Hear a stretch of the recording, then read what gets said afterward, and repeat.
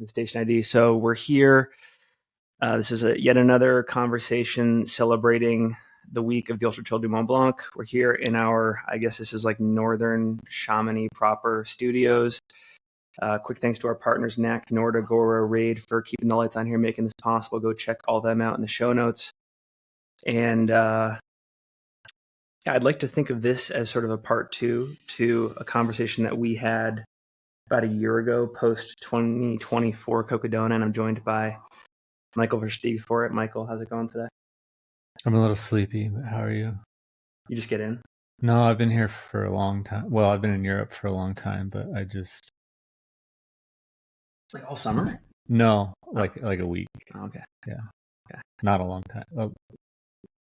A middle amount of time. Okay. I think as I get older, I have a hard time sleeping in strange, frilly places. Yeah. Chalets in Chamonix are not my normal sleeping arrangements. I want to come back to Wallace Stegner. I don't even know if we got it on recording for the influencer thing, but we'll come back to it. You were here in 2015. You did this whole bike packing thing. You made a whole summer of Europe out here. Yeah. And you were in the Western Pyrenees for a bit. You did a 100-miler over there. Yeah, I feel like at some point in life, years start to combine, and it's hard to pinpoint. But are there any takeaways from that year and that time spent out here? Oh, for sure. Yeah. I spend a lot of time in northern Spain in general. I have a close friend, and his whole family we're close with, and I built a house on their property, I don't know, 5 or 6 years ago. But I actually met him and them on that trip. So that's been some lifelong friends that I made that's actually whose van I drove here in is their van. So I spent quite a bit of time in the Pyrenees and Catalonia because of them. But yeah, that was a while. It was just it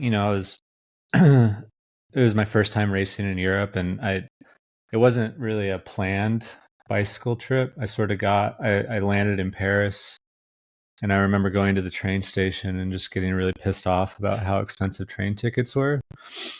So I just went and bought a shitty bicycle and some straps and strapped things on and just took off from there. But it was a long summer, riding your bicycle through the Pyrenees to get to races is not the probably most ideal taper of for athletic performance, but it was fine. And then we ended up spending quite a bit of time in Chamonix. I was with some friends. We were climbing on that trip, so we spent a few weeks here in Chamonix before the race climbing all around the massif, and which I think that kind of contributed to me being pretty burnt out on the area and the race, and just not the only reason why I dropped, but I didn't really have the motivation to keep going, I guess. So yeah, it was a good, fun, young guy in his 20s event, summer on a bike. Yeah. So that trip was so formative that you came back and built a house out here? Well, I would say the relationship that I created with a family in Spain. Yeah. And they come to, they're climbers, and they're they're my age. And I mean, that guy in particular, Nicky, who we're very close with, he's lived in he's come to the US. He works saddles every year. He's lived in my cabin for years. He comes to the US a lot. We go climbing. We've gone climbing in Patagonia and Cochimo Valley, and we've been all over the world together. So he's become a close friend. He's friends with my wife and my baby, and it's yeah. I think maybe I haven't probed deep enough into other people, but it's not quite on the surface how multifaceted they are or how good they are at multiple things. And with you, carpentry is just one of the things. Where'd you pick up carpentry? I think I'm just cheap. So I'm or maybe I'm just poor. I've been poor my whole life, I guess. So it's I feel when you're poor, you just and stubborn and idealistic. I guess it's I just like can't stand getting like scammed. I feel like everything's a scam, so I just have to do everything myself. Well, So it's just like years of like building shitty cabins and like learning it, and you figure it out. I mean, everything seems difficult until you know how to do it, right? Like I couldn't set up this microphone if you asked me to. I can't either. But it's actually like not that hard if you know how to do it, right? Or I don't know. It's like stuff's like not that hard when like changing a water pump on a car is like really difficult if you have no idea how to do it. But if you know how to do it, it's not a big deal. So it's just like climbing's that, and not to like talk shit about like, well, this is very clearly talking shit about construction workers, but generally speaking, like construction workers are like not the most intelligent group of people that I've ever met in my life, or like thoughtful or philosophical. So it's like, at least in my town, they're all like fucking pieces of shit. So, Well, but no, I mean, you guys know I'm joking, but I'm like, you guys know what I'm saying. It's like construction's not like this like intellectual. It can be, and there's certainly like I actually think that's what's one thing that's really interesting about construction is that the way that like 99% of people do construction fucking sucks, but the 1% of it that like treat it like art or treat it like something expressive and something interesting, and like architecture, I think is really interesting. You know what I mean? Like people who look at building a house in that manner, not just like this like capitalistic churning of track homes. You know, it's like development. You know, but look at it like so. That's what I mean. It's like it's maybe that's true of everything.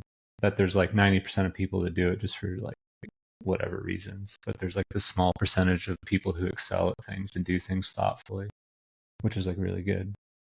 Like 90% of podcasts fucking suck, but here I am sitting here talking to you because there's like thoughtful things that happen and conversations that can happen, even though like most podcasts are about like reality television or something. I don't know what podcasts are about. But I think, and again, I want to keep going on carpentry, but I think the reason I ask it is if I look at everything you've done in your life, and running is almost like a side piece to it all, it seems like you're super good at tolerating the learning curve in something. Yeah, I mean, I think that's important. I think that, I mean, I probably spent my 20s and most of my 30s doing things poorly, you know, and I mean, maybe I still am actually, but it's like you can't be like good at everything right away. It's like you just have to throw yourself into it. And it's like skiing or something. You don't learn skiing by like taking lessons in pizza and down a hill. Like you go up to the top of the mountain and you fucking go for it. Mm-hmm. You know, it's like that's how you learn how to ski. It's like everything you learn by doing. And so it's just like, and if you're okay with that, if you're like, I don't know if like humble is the right word, but if you're like humble enough to like put yourself in situations that like you're not good at it, you know, it's like, then it's a lot easier to learn how to do things. Asking for help and like asking for teachers, you know, that I mean, that's life, I guess. How many cabins did you have to make until you got to like not that many? Like I said, it's not that hard. Like really? Most, yeah, like I mean, I don't build like, you know, I mean, I could probably build this place, but it's like I build pretty like simple stuff, you know. I mean, I think it's nice. I think it's like aesthetically pleasing to me, and it's all the things that I alluded to about like I put a lot of thought and like intention into things and aesthetics and functionality and all that stuff. But I don't know. I have a huge bone to pick with architecture. Sure. I live in Utah. I know you're in Arizona, and it's the same. It's sea of sameness. Yeah. And just like entire neighborhoods are just reproduced off of just like some derivative version of a house. Yeah. And they're not built poorly. They're not built to last. And no, that's what how did it get to that? Now that you know this whole space, how did it get to that? I mean, I hate to be this fucking guy, but I am. This capitalism, you know, it's like, it's the great destroyer of all things good and creative in the world. And it's like you churn out as many units as you possibly can, as cheaply as you can. I mean, it's like, and that's fine. I mean, most people, and that's actually like, it's fine. It's like, it's not a big deal. Like 90, again, like most people don't give a shit where they live or like their house. It's just like, or they do, but like, I don't know. like I think development and architecture and how homes fit the culture, you know. And in a lot of ways, I think American culture sucks too. I think it's like bland and washed out, and like, you know, I just think that like most people don't like, or they don't prioritize. And that's not good or bad. It's like whatever. I know I'm being critical of it because I'm mean. That's what I do, right? That's why you invite me on the shows to talk shit about things. But no, no, I'm just kidding. It's like I just like most of my family, like most of they like those kinds of homes. There's nothing wrong with that. They like living in like a neighborhood where every house looks the same and everything. When you were building the place outside of Prescott, what were some of the stylistic considerations? Like, what did you want to exist there? I think I'm a big like. Again, it's just like personal aesthetics, right? I mean, other than like functionality and like building a place well, which like that's also what those other houses aren't. They're not necessarily built super well.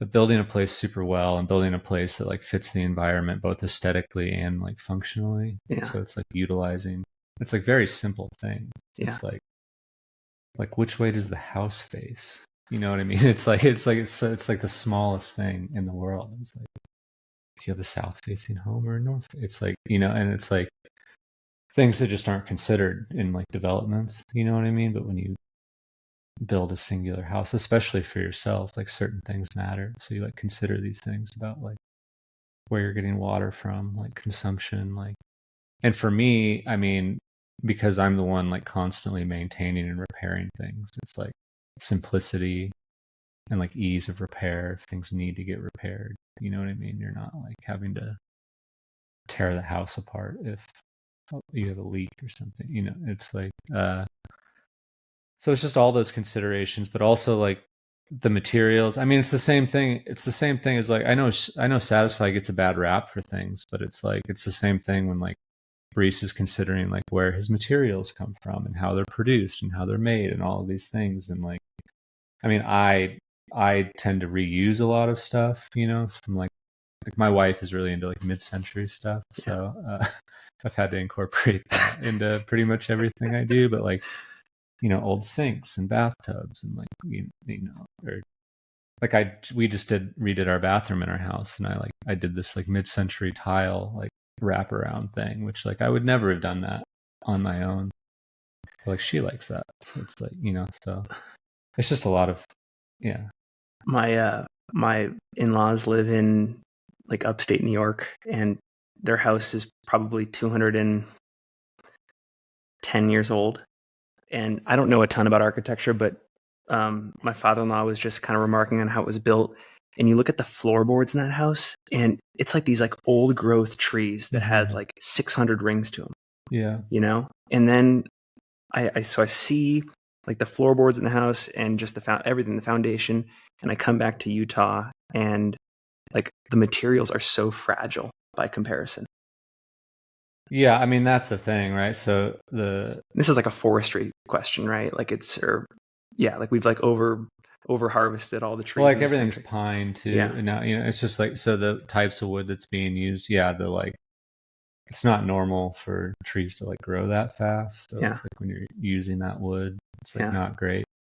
So, you know, people always, I hear these in this conversation, you know, there's always guys that are like, well, you actually want, like people always say like, I want a brand new house. And it's like, okay, that's great. And then there's like the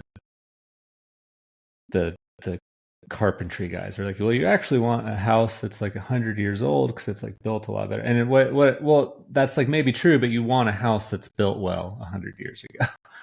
Right. So it's like I've seen a lot of houses from a lot of different generations, and whether it's building or whether it's anything, what I've like sort of come to realize is that like nothing is generational.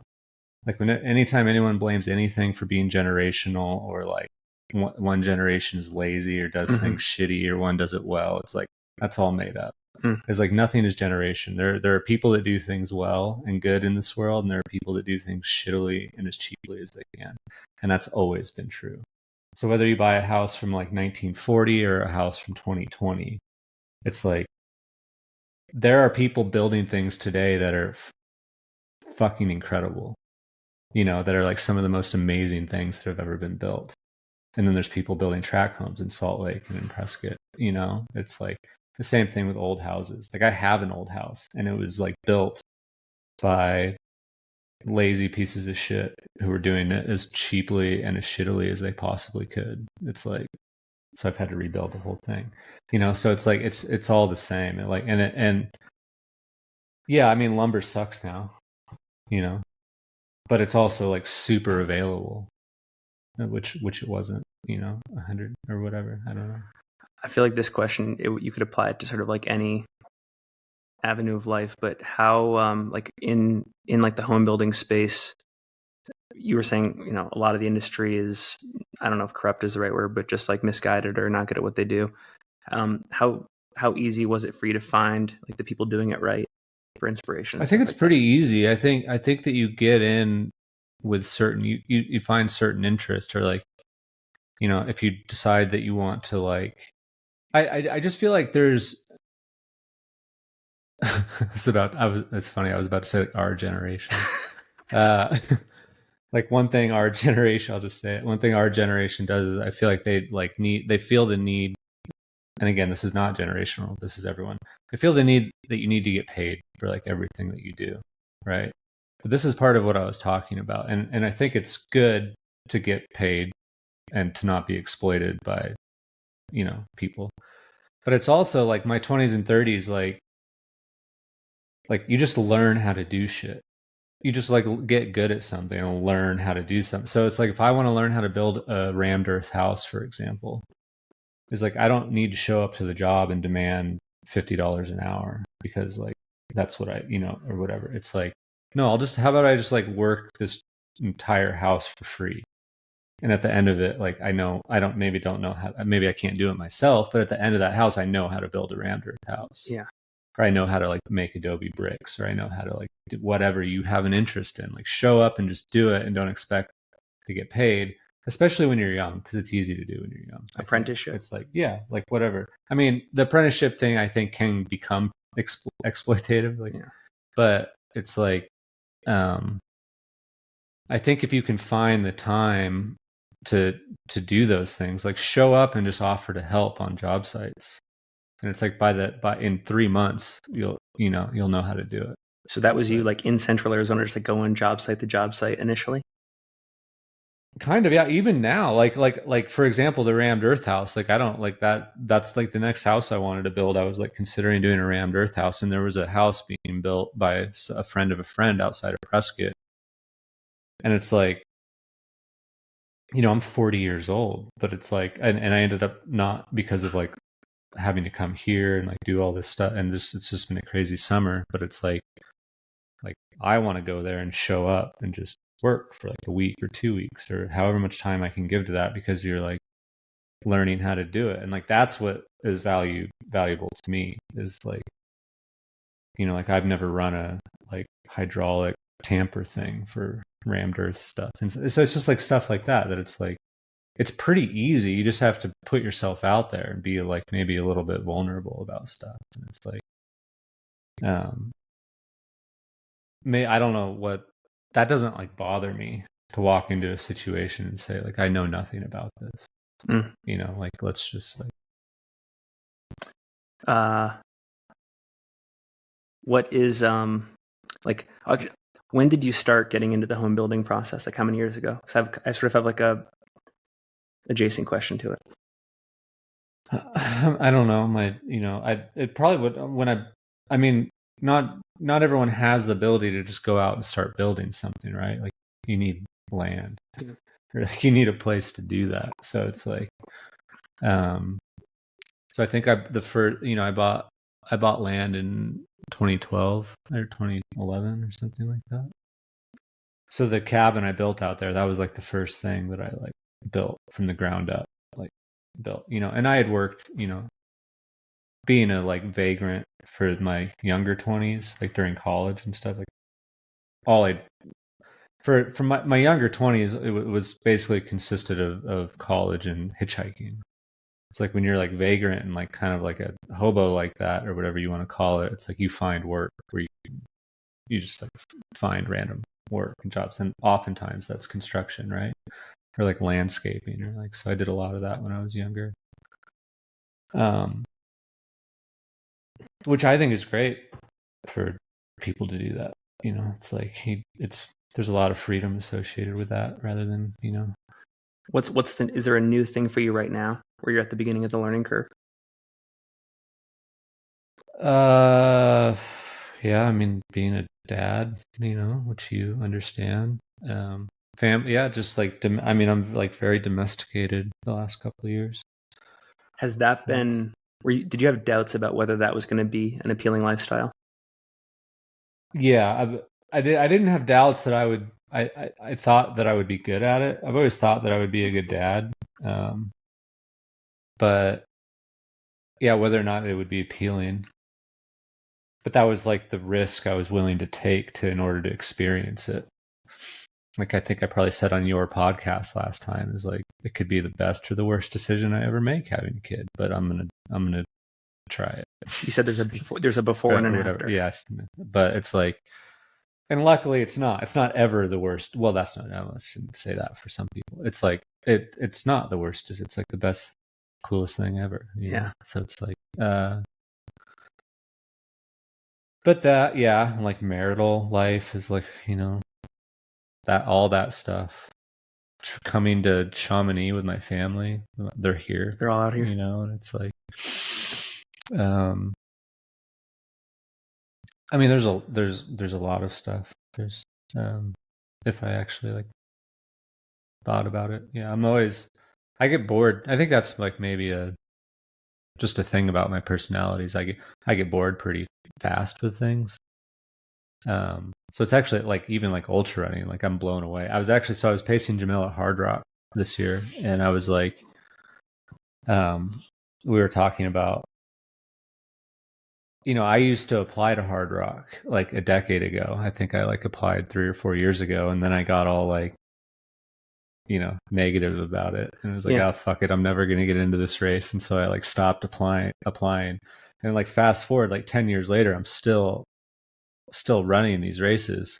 It's like, fuck, if I just like stuck with it, like I would be in Hard Rock by now, you know. And it's like, and Jamil is like, yeah, just, you know, just win UTMB and you'll get in Hard Rock. I'm like, no, like, no problem.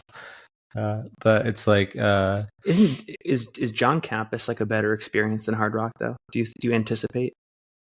It's different. I think John Campus is what Hard Rock was, you know, probably the first couple of years.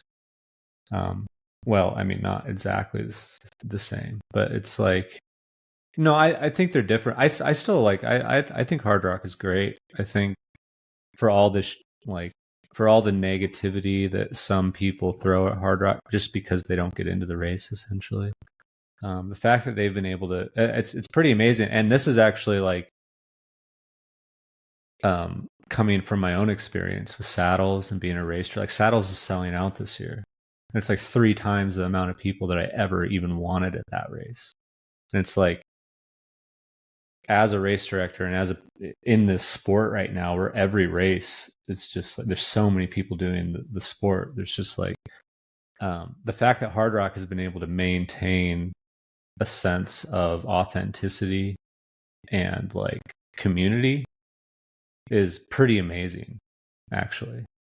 The fact that they haven't gone the way of UTMB or like Western States, and they've like held on to this, or like, if like I don't know, I sort of, maybe they have a little bit, but like they're like somewhere in the spectrum, right, of like being closer to like the Wasatch side of things or something. I don't know. Do you have do you have a preservation strategy for saddles? Yeah, but they all suck. They just all fucking suck, and that's the problem. Like, there's no good way, in my opinion. You're always gonna like piss some people off, and you're always going to like not you're always going to have some level of like gatekeeping that is going to upset some people.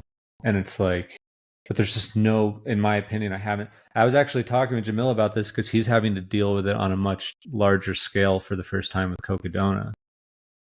And it's like, that sold out in minutes. So I feel like the thing Hard Rock didn't do well is like they didn't just own that, like, you know what, this is our race and we can do whatever the fuck we want to do. Yeah.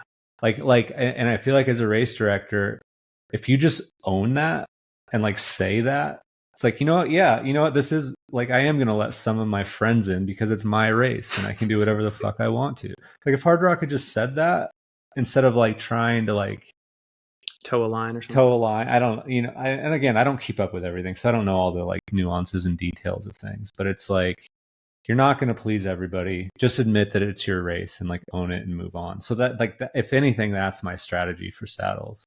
Yeah. Cause like we need to come up with a number. And that's another thing too, is because everyone's like, oh, just like raise the price or like have like, or like, it's like, well, I don't want only people that can afford to pay $500 for a 50 miler to run my race. Or like, or I also don't want like people who are just really good at like sitting on their computer at midnight when something opens to like, I don't want like, what am I prioritizing here? And then a wait list. And then I'm like picking people. It's like, oh, like who am I picking? Like people that like look like me and that I like and I think are cool or like whatever. It's like, there's just no great way of doing it. So like, other than like just fucking canceling the race and like deleting, saying this is the last year of the race, like deleting all social media, deleting all website, branding, name, everything, and then just have the same race with all brand new stuff the next year. And like, it's like an exercise in undermining my own business, like every 3 years of like, because saddles, again, I think we talked about this last time, saddles to me is not like a bit like, that's the thing is you're the first person out of a lot that when I say like, oh, saddles is selling out, you didn't like cut me off and say, oh, congratulations, because it's like, it's not really my response or like how like I'm wired to be like, is that like a congratulations? Because I'm not super stoked about there being 300 fucking people. It's like I think you lose some like real, I don't know. But I'm also running a race on Saturday with 10,000 people or whatever. Yeah.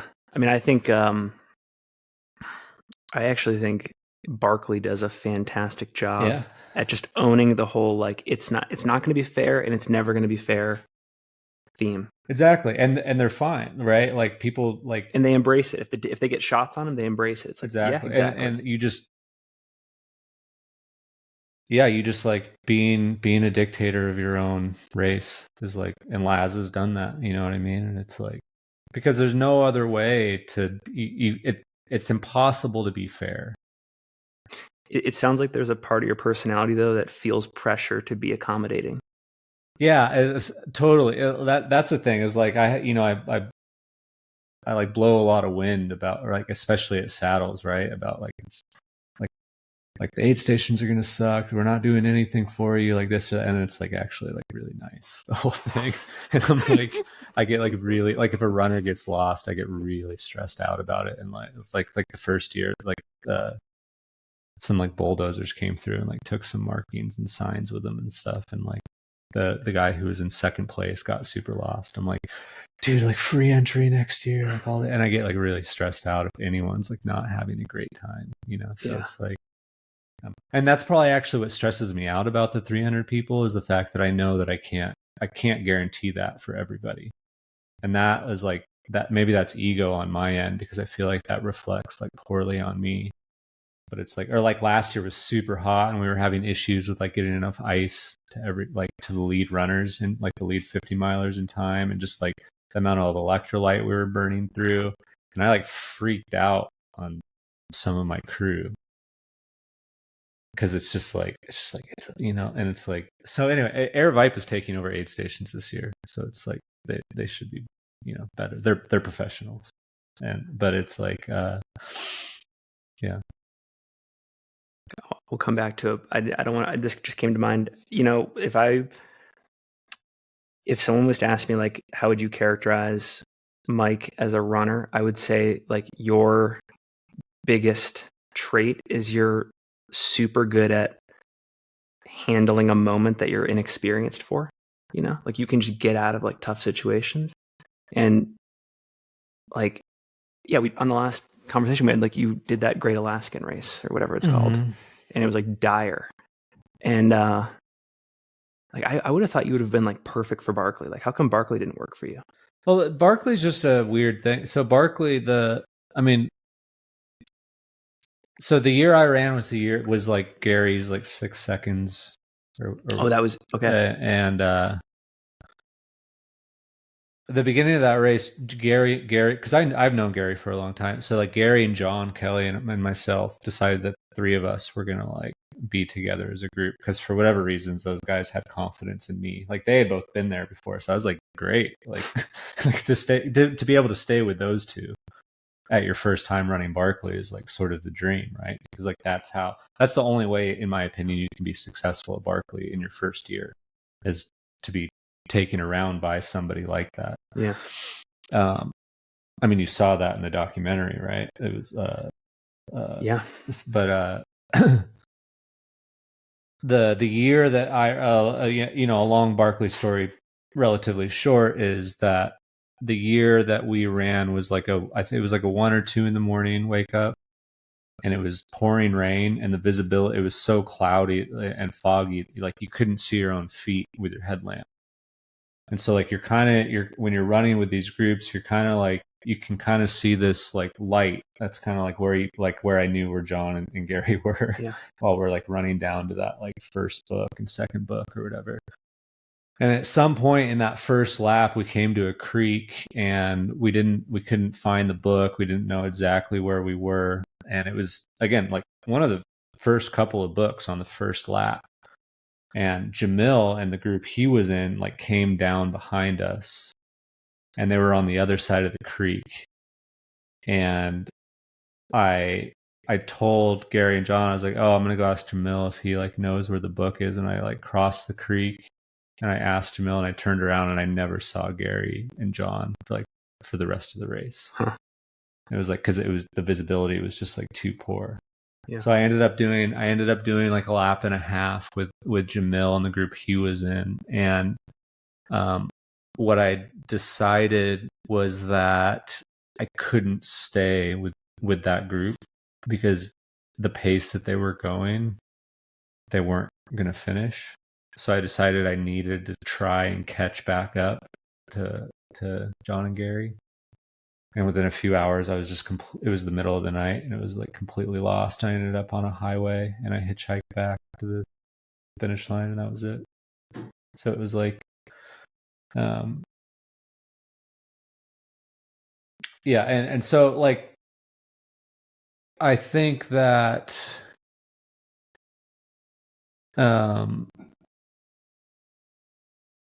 whatever people spend energy like trying to convince you that they're not, like they probably are a little bit. It's like, wait, what's an example of that? Well, like, I don't know, like whatever you spend time defending, like whatever you spend time defending yourself against, like you're probably a little bit of that. Ooh. So like what I'm saying is that like Barkley, I feel like in conversation and like Laz and things, like they spend some time defending that like they're not a scavenger hunt, or that they're not these certain things. And it's like, well, you're pretty much like a glorified scavenger hunt. It's like, if you like, for example, if you didn't have to spend most of your time looking for fucking books, like hidden under rocks, and like, I mean, they're not hidden that hard. Like they're kind of, but it's like, I really love, and I'm not saying anything negative about Barkley. I love what Laz has done with his events. I think that he's a really creative person, a really intelligent person, and thoughtful person, everything we've been talking about. And I think what he's created there is like really awesome, is really amazing. But the allure of Barkley itself is kind of lost on me, because like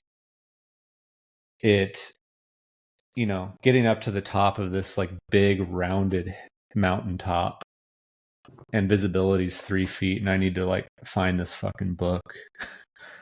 You know what I mean? It's like, and so like Barkley is hard, the course is hard. It's like, but if you had a GPS route, for example, if you were allowed a route, like there would be a ton of finishers every single year. Like the hardest part of that course is staying on course, especially with bad weather. It's not the terrain, it's not the course, and not to say that it's easy. It's all super difficult. It's all super hard, but it's not as hard. It's not like whatever the number is, 18 finishers in 30 years or whatever. It's not like that hard, you know. So you don't feel like you were tested physically. It's more so just like, well, you are tested physically, just not to the point. It's not like, because like that's the thing, is like Barkley gets this reputation of being like, oh, it's like found this thing of being like right at the limit of like human endurance and stuff. And it's like, well, not really.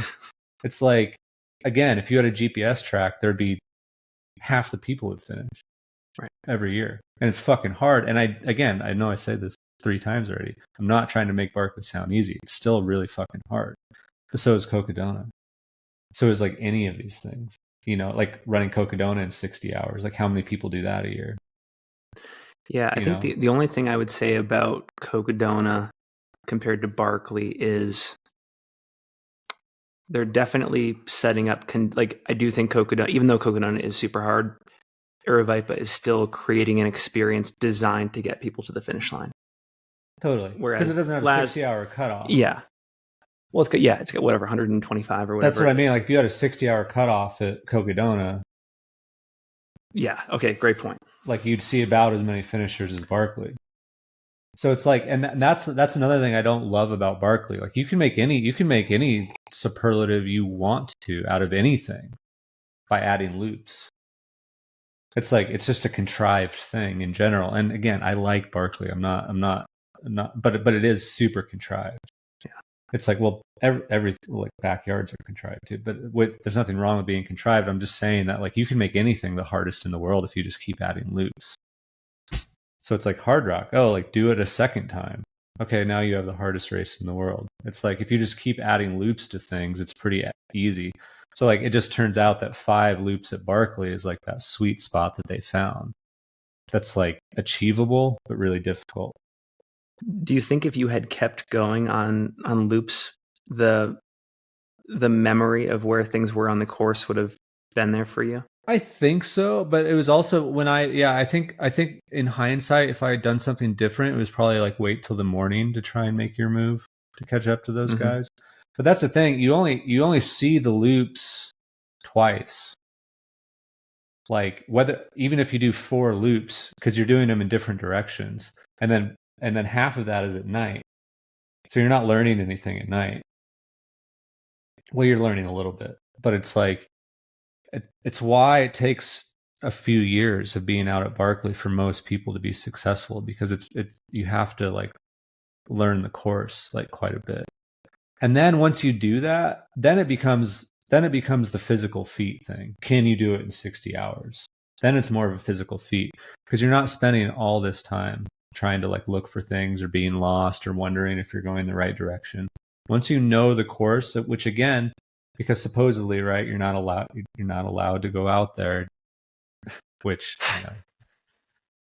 is like people go out there. It's just like admit it. It's like you're not allowed to go out there and train on the course any other day of the year. So it's like, but yeah. Do you remember what you wrote in your letter to Laz? Is any of that? Not was it just really. like displaying the facts of your career, or was it? No, I was super like smart alecky about everything. I didn't take any of it serious. I think every question on the essay, I just like made up an entire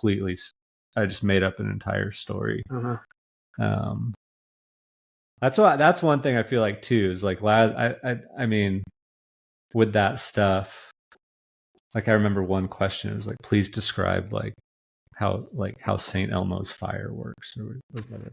It's like, I don't think Laz is really looking for like a Wikipedia description of like St. Elmo's fire or whatever. It's like, he's like bored reading through these fucking applications, and is like, you know,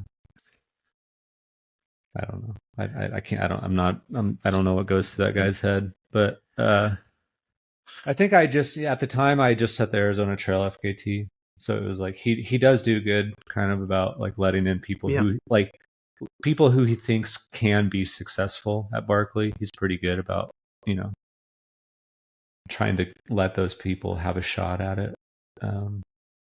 So I think plus the, you know, Jamil connection helps. I guess. Yeah, I don't know. Well, I think one of the reasons why I brought up the like carpentry stuff, the home building stuff earlier is, and like obviously if we got into like you know, your teaching background and stuff, that'd be cool too. But like, I think when we interview a lot of people, should we get coffee? Yeah, okay.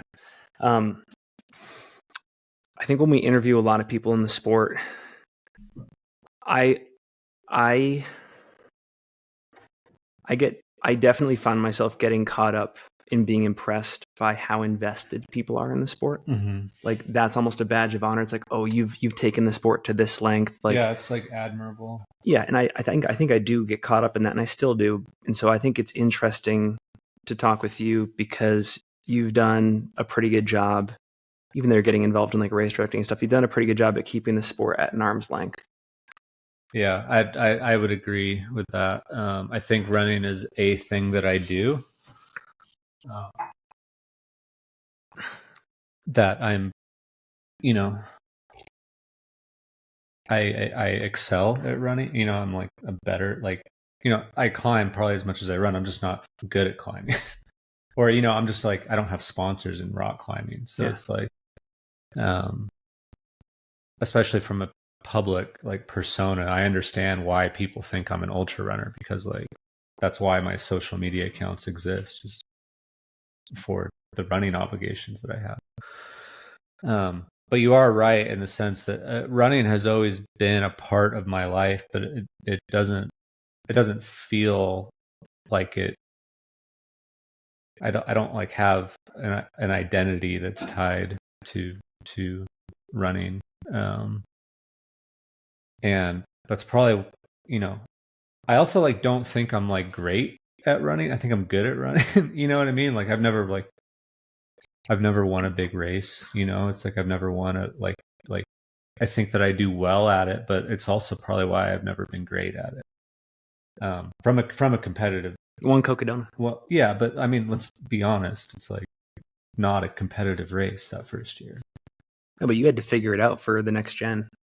I agree with that, but that also like being a pioneer. But I don't know if that's like necessary. Like, yeah, that's fine, and I can accept that and appreciate that, but it's like, it's also just acknowledging that, like, you know, like I just won Tushers a few weeks ago, and it's like not every race is like a big deal. I mean, to like win a race, it just like it doesn't like there's been a lot of conversation about like what I could do at UTMB this weekend. Like, let's say that I had like my best race in my life, and I would say even if I had the best race in my life, I think it would be amazing to get top 10 at UTMB. Like a top 10 at UTMB from a competitive standpoint is like probably a bigger deal than any win I've ever had in my career, just strictly from that competitive like performance. Yeah. Right. And it's like, I don't know what I'm talking about anymore, but it's like yeah, like the running to me, it's also opened like a lot of doors for me. Right. And so like, you know, 10 years ago when I was here on a bicycle, I camped next to the lake in a tent for 2 weeks. And like now I'm in a fucking mansion with a hot tub. You know what I mean? Like, are both cool? Both are cool, but I kind of hate. I mean, I have a family, right? Like, I'm not gonna like. Are you anti-indulgence?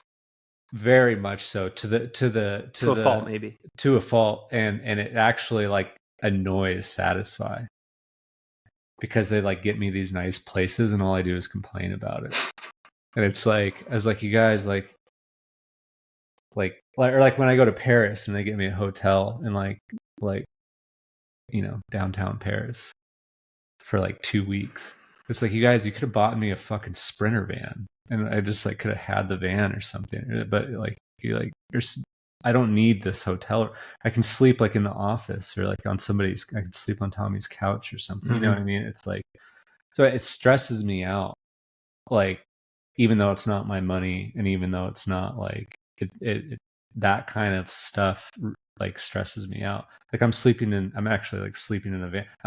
What's funny is that like, they got this big, they have the athlete house and then the brand house or whatever, like most brands do, and they come to Chamonix. It's not like abnormal or whatever, but yeah, currently we're like, I'm going back and forth between sleeping in the van and I threw a mattress in the laundry room. So I'm sleeping next to the washing machine right now, which is really funny because I'm the only person on the team or anyone running UTMB, and I'm the only person without a bedroom. But that's my fault. It's not that they didn't offer it and extend it. It's just when I turned it down, they offered up the beds to other people. So it's like, but it's just it's a funny thing that I have, like it's to a fault, where it's like, I feel like, it's just like, I just feel like I would never, even though I'm like with my wife and baby, and we should probably like have the master bedroom, like with the bathroom and like the, overlooking the valley. And it's like, well, I'll just take the laundry room. It's like, so like eternal vigilance for your principles. It's not even, I don't even know. Maybe it's just like habit or something, or it's, I don't know what it is. Is it, did you learn that, or is it like in your family genetic? I have no idea. Like, is your mom or dad like that? I don't think so.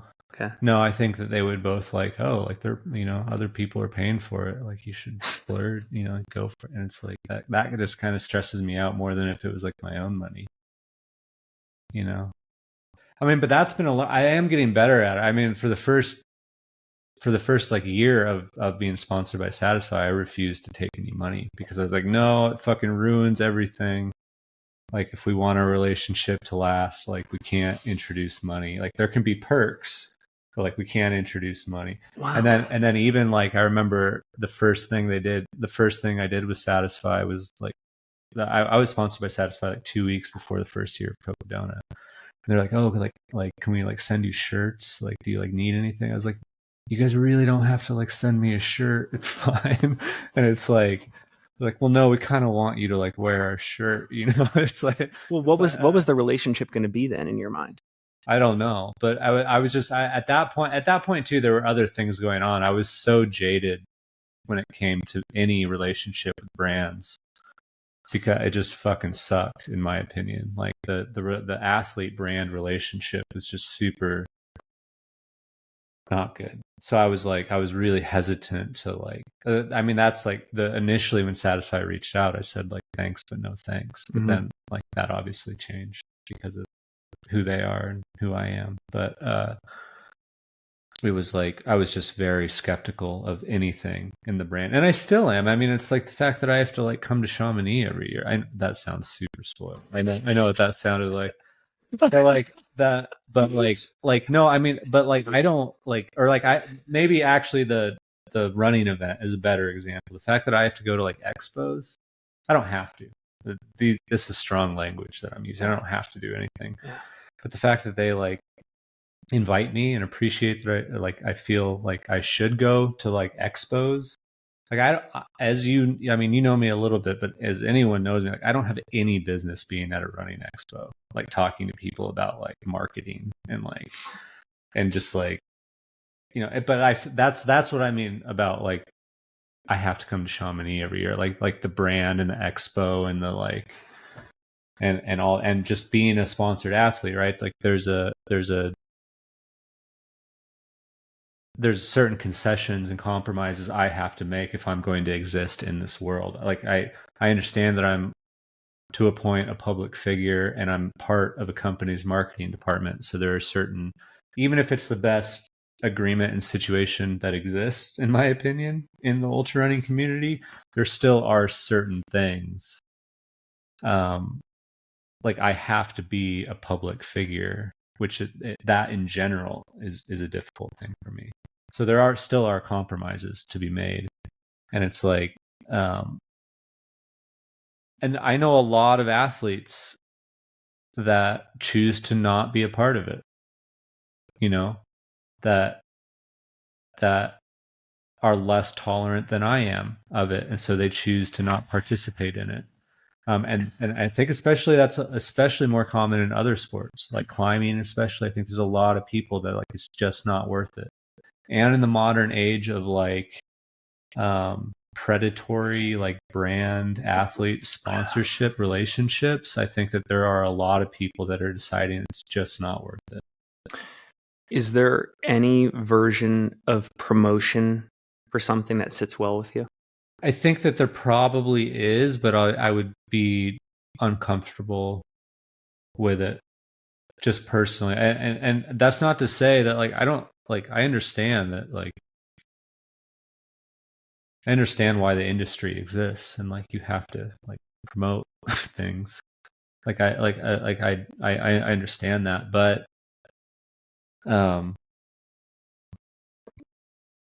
I do think that there is, I mean, there's a point at which like how much is enough, or like how far you like. It's actually like a lot of my like issues with UTMB is like it's not with actually this race specifically. Like this race is amazing. It's what they've exported. Like the course, the towns, the community, the race itself, it's an incredible experience. But it's like that's kind of what I'm talking about, is like, why can't you just be content with having the biggest, most successful, profitable race in the fucking world? Why do you have to then move into other markets and be shitty to like local communities and be shitty to local race directors? Like, it's just like, why can't you just be content with already being the most successful thing in our sport? You know what I mean? And so like there's a level of promotion, there's a level of advertising, there's a level of marketing that is, and I'm not the one to draw this line. I have no idea, but I just know that there's like a certain point where it's like it feels like how many fucking Hoka pylons do we really need at this race? Pierre is like my crew, the like ex Solomon guy. Like he's my crew this year. And it's like he was telling me about the Hoka pylon like tunnel we all run through. That's like a thing at this course now? It's like is that really like that's what our sport is now? Well, we get to run through advertising banners. We get to run through billboards for them. Like that's the direction we're headed. Is like I don't know. So again, there's just a point where it's like, and I don't know what that point is. And this is just my personal opinion. And I am the wrong person to be the judge of any of this stuff because I don't love the industry. But yeah. So I feel like I'm a little cynical too, just about like the pylon concept. But then if I was to step back and just think about why that would exist and why that's the case, I just think it comes down to human intelligence. And if you don't think we need those pylons, you have a lot more faith than maybe I do in like average human intelligence and how discerning people are about like what's present in their environment. Like I think people need things right in their face to get the message that people are putting across. Yeah. And so the pylon thing is just like it needs to be that obvious. I ran Kodiak a couple of years ago. I think it was the first year that UTMB took over, and it was like the only thing like there's still a lot of people at Kodiak that are like have been there for a long time. Yeah. And it's like, and so I don't mean to be critical of like any other race director. Like putting on races is fucking hard.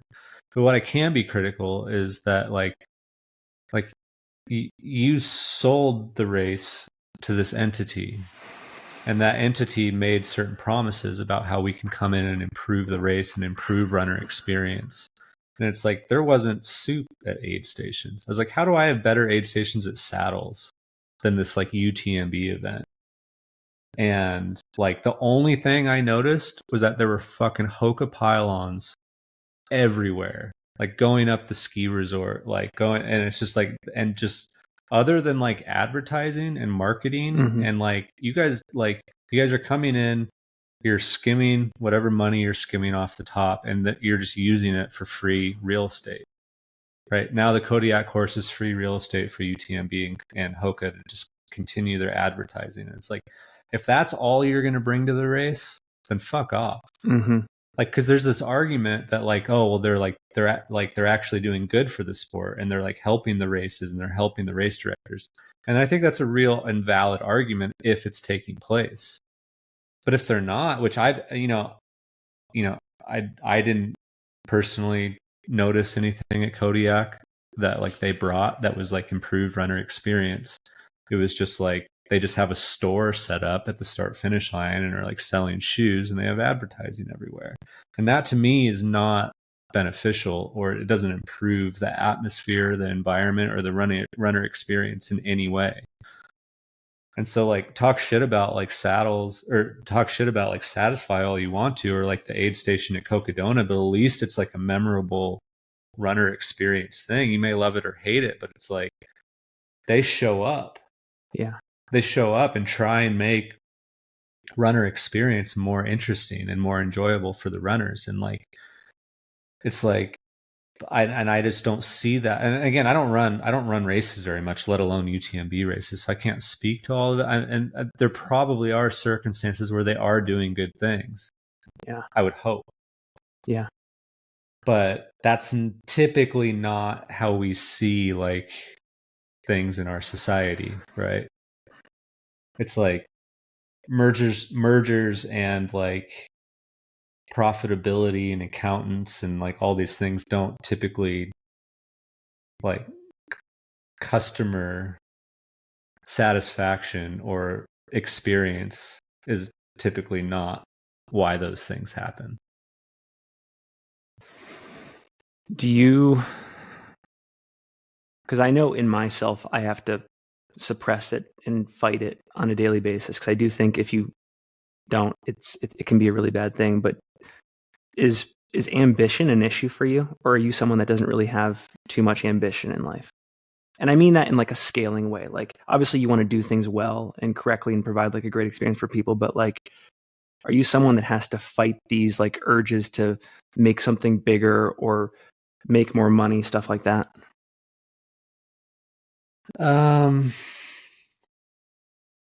I mean, I would be lying if I didn't say I had some ambition. You know, I think that, or like,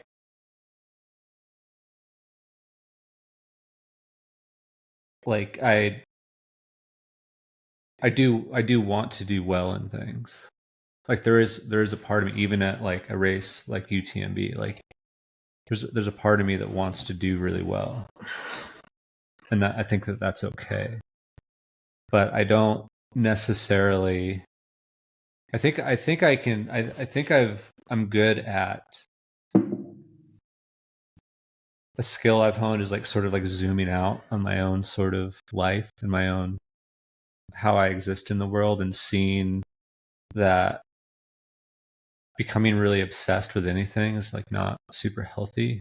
And I think that I can go through phases where I can be obsessive. I think like most people in the sport, whether it's like you were saying, the athletes that become completely obsessed with, How devoted can they get? or how devoted can I think I do have those aspects of my personality, but I think I'm able to like I'm able to sort of move it around a little bit. So I think everything I do is a little obsessive, but it's just not on like one specific thing. And I think that especially like the money thing, you know, like the success thing, like I'm a little more conscious of it now, you know, having a family and stuff, but it's in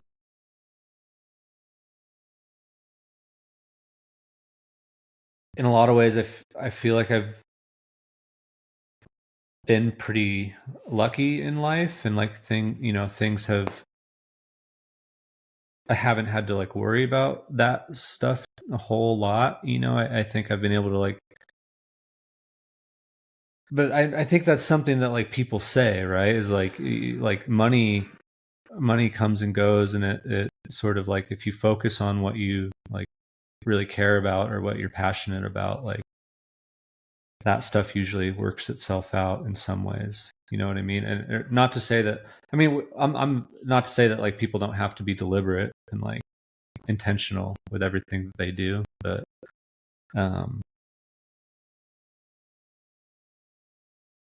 yeah. Speaking of promotion, how was being on the road for the chase? Oh, it was fun. It was good. I wasn't really on the road. I just went to the Arizona shows.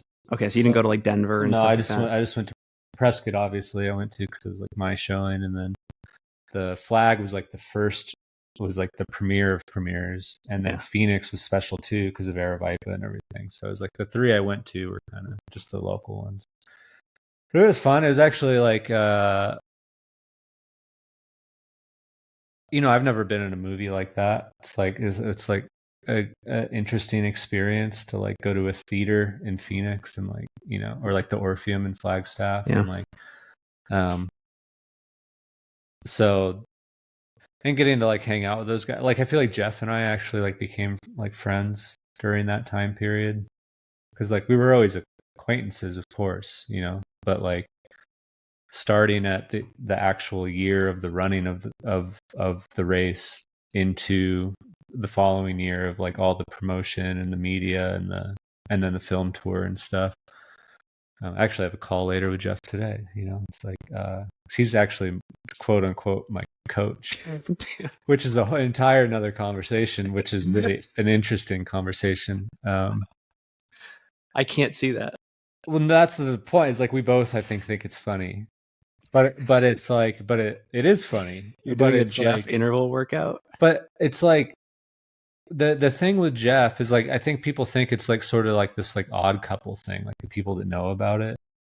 But it's actually like, or like even Jeff talks about, I think sometimes where it's like he tells people, he's like, because he like comes to Prescott and we go running all the time. Him and his wife, him and Jen really like coming to Prescott. And it's like, so we go running all the time. And like he was saying, like people are always like, really, like Versteeg? Like you're going running with Versteeg? It's like, yeah. It's like, because I think that like there are a lot of like superficial things about Jeff and I that like don't click in people's heads. But the thing about Jeff is he's incredibly intelligent, he's incredibly thoughtful, and he's incredibly kind. And it's like, what the fuck else matters? Mm-hmm. It's like my wife. You meet my wife. My wife is not who anyone thinks that like I would like the stereotypical person that pops in people's heads who thinks that like I would be married to. She's not any of that. It's like, but she's like the most thoughtful, kind, caring person I've ever met. And it's like, that's what matters. So like the people like Jeff and I have a great relationship. It's like, does he like work out more than I do? Of course he does. It's like, do I do speed work and like strength training with Jeff? Like, no. But we go running together and like hang out and talk about like being, talk about lots of stuff. Has he changed your mind on anything? Probably not. I don't know. No, that's not true. I mean, of course, like that's the thing too, is like, I come on here and I like, I've been pounding coffee all day and I get on these tangents, and it's like, I'm not like super stubborn about any of this. It's like, No, I'm asking just because he's a different person. He's a different person. Yeah. No, but again, I feel like about the things that matters, like we're pretty similar. Like like he and I, like beyond the like the, because we've talked about that, there's the Versteeg image, and then there's like the Bronco Billy character, right? That like people like think whatever that is. I actually don't really know, but whatever that is. And it's like, well, we're actually just like two guys with families, like trying to like navigate like our kids' lives and like carve, because I mean realistically, like I mean, I think he's competitively speaking like far more successful than I ever have been. But the reality is that in very different ways, we've both sort of carved out these like little spaces for ourselves in the sport, which are both very different, but are both like this odd. Like, I don't think he has like a traditional, like, at this point, you know, maybe he did. I don't know. I'm not really good at that because I don't follow people online. But are you and I'm all over the place, but are you still, or I shouldn't even say still, like in 2026, do you still want to like be competitive at Cocodona? Will it be one of those years where you try hard? Well, I tried hard this year. I went in this year the most fit I've ever been. Like, not even close. Like, not even close. And that didn't work out. It's like, I thought this year was like the year that I was going to put it all together and be super fit and nail it and do it. And I've trained more than I've ever trained for it. I've prepared more than I've ever prepared for it. And I didn't finish. It was a really freak weather year, though. I mean, but I don't think I can use that as an excuse. Like, I mean, I have my excuses. I certainly have my excuses. I mean, really, is sleep. For me, sleep is, I can't sleep at the race. Even the year of the film, the first time I slept successfully was at Munz Park, and the morning of the third day. And I slept for 10 minutes, and I took a 5-minute trail nap later that day. And it was like, and my third day fell apart. You can actually see, after one of the film showings, we went and did this like long form podcast with Jamil and Jeff and I. We just like talked for a few hours, and they have this graph of like the top 5 runners, and it's all in. So like Jeff is like 100, and then it's everyone's pace for like that third day. And you can just see like like the guys who slept, you can see them like catching Jeff. So like Arlen and Harry. Mm-hmm. And then at a certain point you see Joe and I. So like Joe and I is like, you can just literally, you look at this graph and you can literally see it. It was like, oh, right there. And Joe and I like fall off the map. It's like, because Joe and I couldn't sleep. We couldn't sleep the whole race. We both spent hours. I spent probably like 5 hours that year trying to sleep unsuccessfully. And it's just like, so this year, the point was to not only go in super fit and ready for it, but also like cut out the bullshit. Don't waste time at aid. There's 25, I don't know how many aid stations there are at Cocodona. It's like 25 aid stations. Like, you spend 10 minutes at each aid station, that's 4 hours that you spend at aid station. There's an amazing amount of fat to trim at Cocodona, where it's like, which is part of why it's so addictive, because you're like, oh, I could do like, if I do this like one thing better, I can cut. It's not like a 100-miler where you like finish and you're like, oh, I could have done this one thing better and like maybe finished like an hour faster. It's like, no, if I do this one thing better at Cocodona, like I could finish like 8 hours faster if I just like nail this one thing. And that's part of why it's like, oh, I want to go back and do it again and like try it. But it's like, because there's so much non-moving time at Cocodona that theoretically you can cut out, but realistically it's hard to cut that out, which I found out this year. So that's what happened this year. Was I came into Sedona. I mean, everything was just so fast this year. It was crazy, but it didn't feel stressful. It just was fast. But I was like, that first and second day, I was just like nailing things. Like, I was in and out of aid stations. I was skipping aid stations. I was like moving at my ideal pace through all the way. Basically, I mean, even at Sedona, that last stretch where I really started to fall apart, I was really only like an hour behind like my ideal pace. But it was still a few hours earlier than even Jeff's time, like the previous year. And then all the same things started to happen as the year before, where I was like, I need to sleep. I can't sleep. Things are snowballing. Now it's pouring rain again. And I'm starting to like, my shadow is catching up to me Yeah. from the previous year. And when my shadow caught up to me is when I lost all motivation. I was like, the entire point of this year was to do better. And I spent a day and a half doing better, and everything was going so well. And then it wasn't. And I didn't have the like mental fortitude or ambition to like suck it up and do it, because I felt like I was repeating everything that happened the previous year, which the whole point of this year was to not do that. And so I stopped, and I couldn't sleep. If I had slept, if I had just fallen asleep, dude, that's what bothers me about this last year.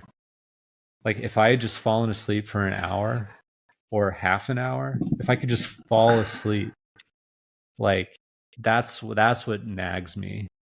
Especially waking up that next morning and seeing how much those guys slowed down on that third day. I was like, if I was able to sleep in Sedona for an hour, and I know this is like super hypothetical, like, No, yeah. but I was like, if I was able to sleep for like an hour or a half an hour, I was like, I think I could have maintained through that third day.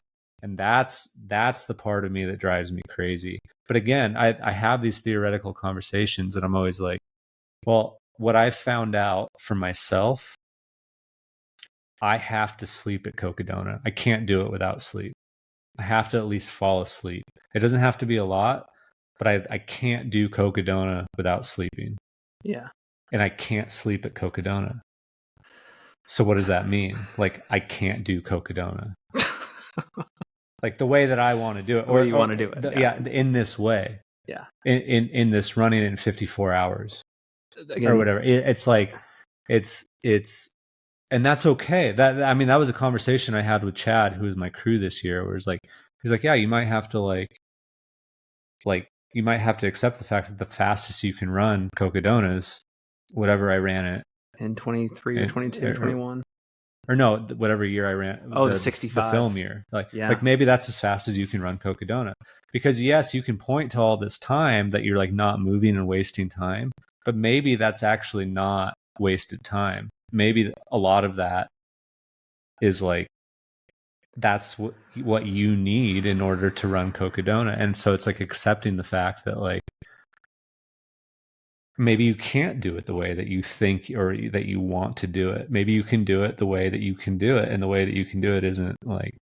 So it's like, and that's all fine. That's all fine. That's what's cool. I mean, we've talked about. I know you've talked about on other conversations you've had with people about like. There's a part that's fun about being at that point. It's like running Western States, decades ago. There's something fun about being involved in the sport at this point, because no one knows how to do Cocodona correctly. Yeah. And everyone's figuring it out, and it'll be another few years until like people have really figured it out. But it's like, it's fun because how many things in our lives are we like involved in?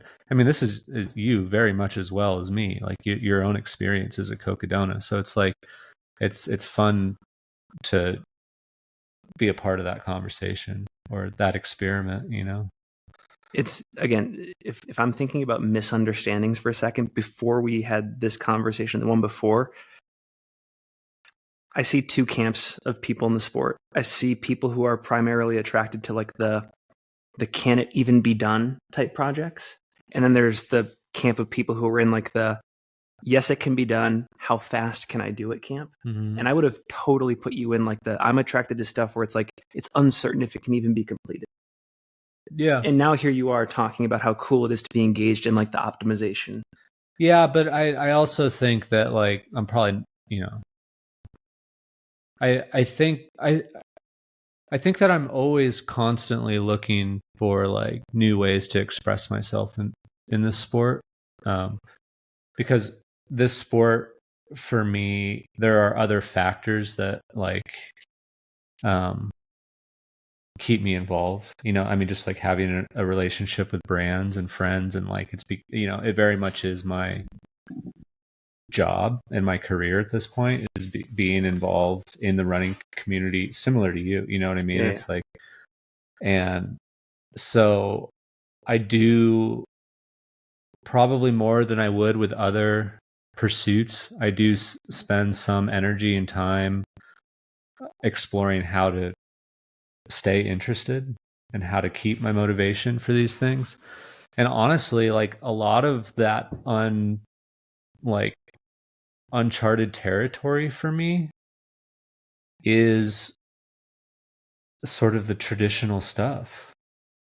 You know, it's like having a coach with Jeff and like having to learn what a fucking like fartlek is, or whatever, however you pronounce that. Like, not that I do them, but I at least like know the word. And it's like, or like, dude, I don't know. Like, I've trained. I've not only am I running UTMB, it's not even close how much I've trained for this race. I've never trained for a race like I've trained for UTMB. I've been training since Cocodona, like hard. And it's like, it's because, but that's also like personal life stuff is like, I've had a lot of iterations in like phases of my running career over the past 15 years. And I've had phases where I've had sponsorships, and I've had phases where I've like prioritized running, and those things have not always overlapped. So like, I had a lot of things in my personal life close this year, and more time to like sort of select what I want to prioritize in my life. And the reality is that like there's not a lot of people in this world that have the opportunity to prioritize something that they would be doing anyways, running around in the mountains, and have a wild amount of support from somebody. And it feels like the amount of support that I have from Satisfy, and also coming into a time in my life where I'm also able to prioritize it for the first time. Do I wish this happened when I was like 25? Like maybe, and not 40, but like 40's fine. Yeah. It's like, and this is not to say that I'm going to do, like, I don't know what, I honestly have no idea what I'm going to do on Saturday. Like, no idea. Because I've never been this fit. But I also don't race anymore. Like, I haven't like really raced in like the other, you take Cocodona and John Kappas, like the two like least racy races out there, like out of the mix. Like, I really haven't raced a whole lot. So like in a lot of ways, I'm like a wildly inexperienced, like new runner because I'm like trained and fit and going. So anyway, I'm saying all of this just to say that like that is unexplored territory for me.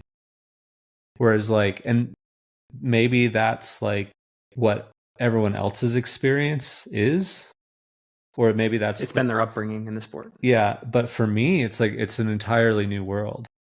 So it's like, and that right now is holding my interest a little bit. You know what I mean? Like, can I have the best race of my life and get top 10 at UTMB? Yeah. Is that a possibility? I don't think, like, again, I don't have like, I don't think that I can win UTMB. Like, I don't think any of that, but I think that like, how long can I keep up with Courtney? You know, or like last year, like Katie got 11th or something like that. And how good are you through inclement weather and the night? That's another thing too, is like I don't think, I've always said my entire running career is that like, I don't care like how much I ever trained in my life and how much I prioritize it, and I had the best run of my life, I would never be competitive at like Western States or something like that. But I've always said UTMB and Hard Rock, if I get a shot, those were like the two races that I always thought that I would be competitive. And you throw on top of that the worse the conditions are, the better I do, competitively speaking. So like, you're a survivor. Yeah, like a rainy, super cold UTMB, like I think I can do pretty well. Now again, I'm also not obsessed with it. I also like don't like, and this is part of what I think makes me not a great runner, is like, we talked about this last time about like the really good athletes in the world are not like balanced people or they're not like balanced, healthy, mentally stable people.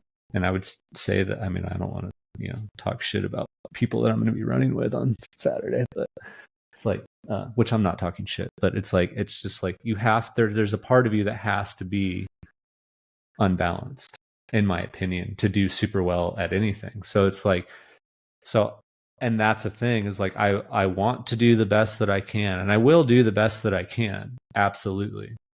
But like, I don't have as much pressure on me as those other guys do, or I don't have, my career in this sport is not tied to getting top 10 at UTMB or at anything. But I think because of that, I have a lot of excuses, It's like, oh, I had to sleep in the fucking laundry room. Like, if you guys had just gotten me a good place, I would have podiumed,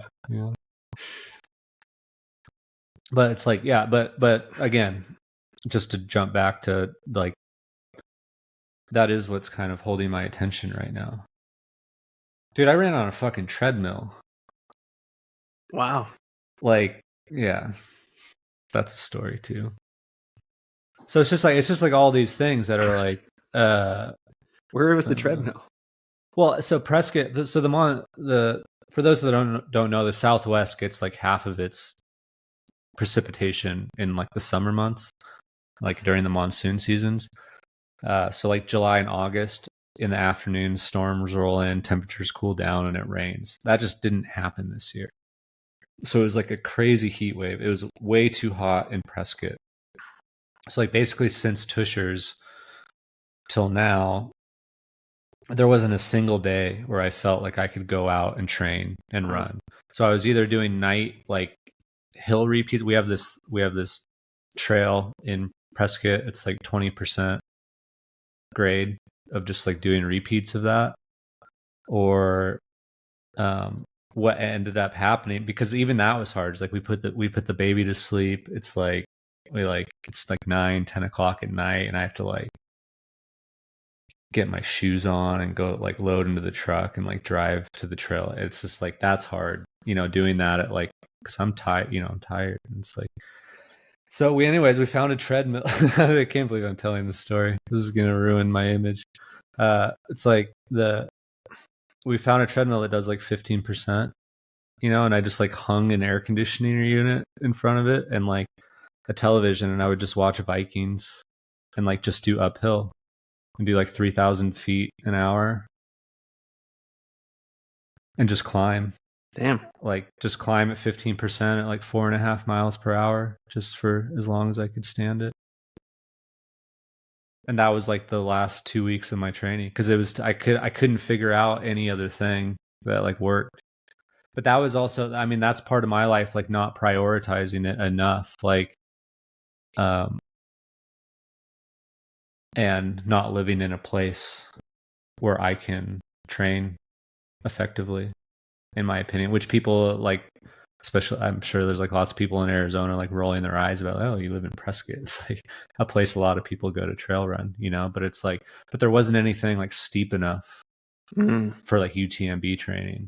So that was what was good about like doing John Kappas, and then like staying up in Silverton for I paced Jamil for like 10 hours at Hard Rock, and then just like climbing mountains every day leading into Tushers. Like that was like the summer as a whole was a really good training block for like doing all of that. But for people that don't know, what's John Kappas, because I didn't want to assume anything. It's kind of a it's just it's initially started by, well, I don't know who it was started by, but I know it was like sort of resurrected by James Varner, Rain Shadow Running. So there was just like, there's always, as everyone who's ever been to Hard Rock knows, there's a lot of people that sort of linger in Silverton for the couple weeks before or after Hard Rock. And it was sort of just this glorified group run for those of us who were like in Silverton that first year.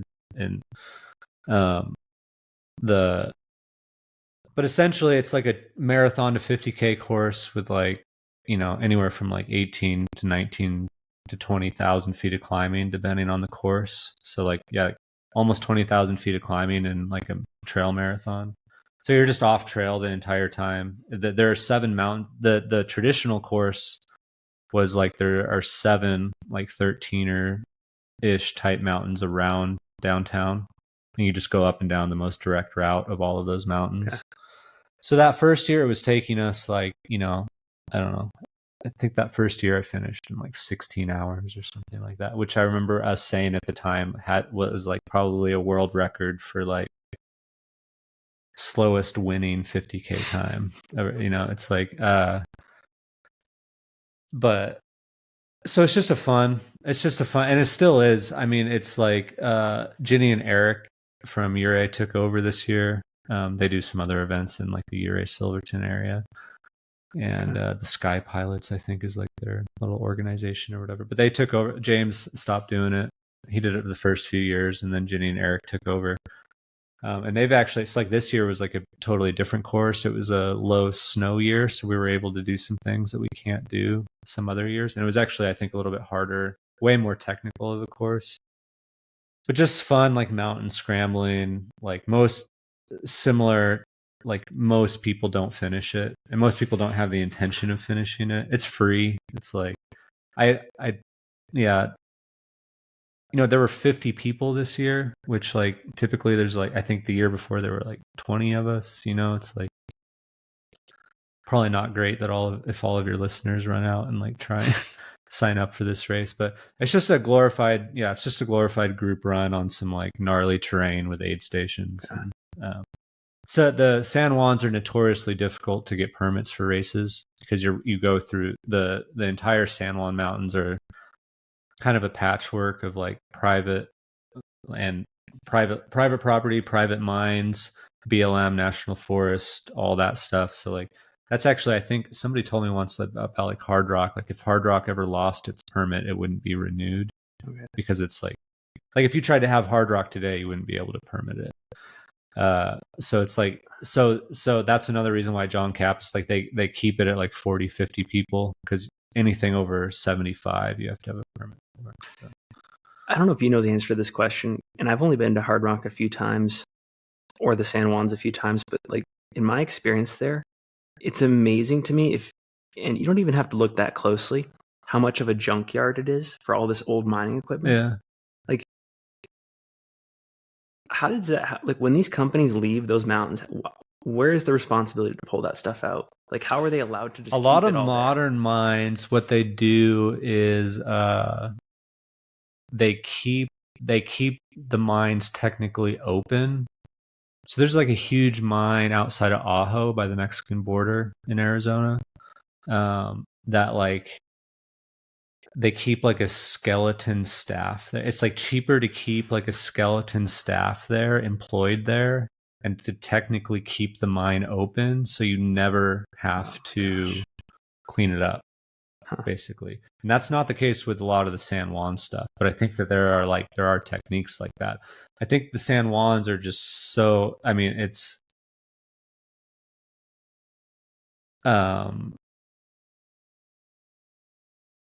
I think a lot of that is just left over from eras where you didn't have to clean anything up. That's amazing. Would be my assumption, is like, early 20th century type stuff. But those mines, it's sort of like being in Chamonix or something, where like in a completely different way, where it's like, if I'm out in the mountains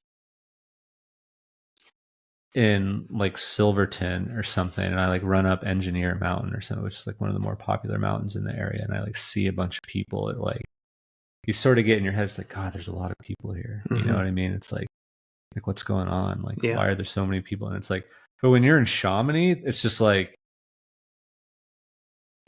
every 30 seconds is like, bonjour. It's actually the most annoying thing of like how many times you have to say bonjour to people while you're like running around the mountains here. And it's like, but because there's so many people, like it doesn't bother me as much. Yeah, it's irredeemable. Like it's past the point. It's like Yosemite or something. It's like, it's just how it is. It's the Grand Canyon. It's the corridor trails on the Grand Canyon. It's just how it is.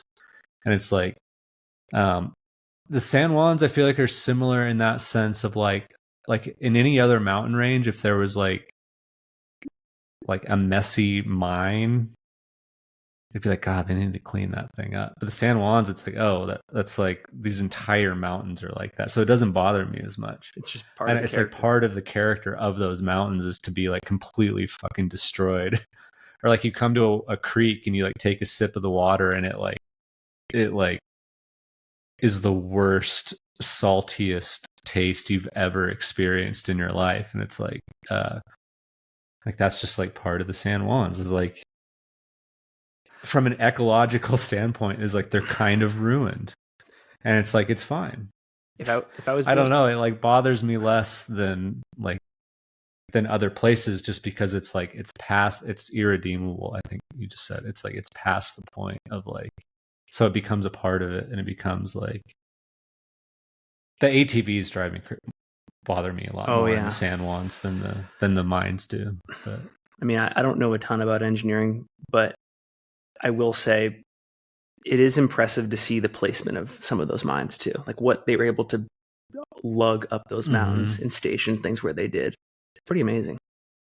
Completely. Yeah. Like, how did you do that in the 1870s or whatever? I mean, for those that haven't like run in the San Juans, I mean, you come across these sites, you'll be out running all day, and at the top of these mountains, and like you come across, and it's like, how the fuck did those guys, like, holy, it's so crazy. Yeah. Yeah. We've had this fairly recent ongoing conversation on the podcast just about public lands and the wilderness debate. We just had Anton in studio like 2 hours before you got here, and I gifted him this book, which is just like an anthology of all of the sort of back and forth pros and cons of wilderness in American society. Like, I would, if he hadn't taken it, I would have given it to you. I'm sure you've read all of it. I mean, it spans like stuff from like, anyways, there's just a lot to it. And I mean, for example, preparing for this episode, I didn't realize that you spent like 2 months in Bears Ears, like immersing yourself. Longer than that. But when you were doing the field guide thing, yeah, like you like immersed yourself in it. Yeah, I mean, we were basically living in the canyons for months. And then that segued the next year. We did the same thing in Grand Staircase, which I think Morgan, the lady that I co-wrote no, I shouldn't say that. The Bears Ears ones, I think Morgan spent a lot more time in Bears Ears than I did. But then we both ended up living in, like, we were living in Escalante. Spent a lot of time in Grand Staircase. But yeah, that was like a pretty long period of my life, just being in that part of the country, especially at that time. Like, it was just obviously it was an interesting time to be there, with all the public land debate going on. And it's not often that like public land policy becomes like a conversation piece for people on like a national level, or like so it was like, why did this break through? Like, for me personally? No. Like, what was it about this particular instance where the conversation became national? Obama set aside a national monument, and then Trump rescinded it. And then, but it was also the Obama using the national monument strategy to set aside. So typically so a little bit on like public land stuff is that national parks need an act of Congress to set it aside. So using the national monument, historically, national monuments have been set aside to, like, this is like Abraham Lincoln's cabin or something, like these like little sites that are like historical or something that can be set aside as a national monument. But in the fine print, there's really nothing that says that it has to be that. So the Bears Ears thing was unique because having a president that was like sympathetic towards not only public lands but towards like indigenous tribes of that entire area, and was willing to listen to that, and also like quote unquote protect these lands. And we can take the quotes off that protect later in this conversation if we want to, but to set aside, at least under the guise of a form of protection, for a huge swath of land, as big as a national park, bigger than a lot of national parks, that you don't need an act of Congress to do that. The president can just sign that. So that was a move mostly by the conservation groups of the area and of like, bigger national conservation groups to try and push that through, that didn't require an act of Congress to set it aside as a national park. But it had never been used that way before, so that created a lot of controversy. And then obviously just with like the whole like, we're experiencing now with Joe Biden, where like Trump just wants to undo, regardless if it's good or bad, just undo whatever they did, right? Whatever the enemy did, just undo it.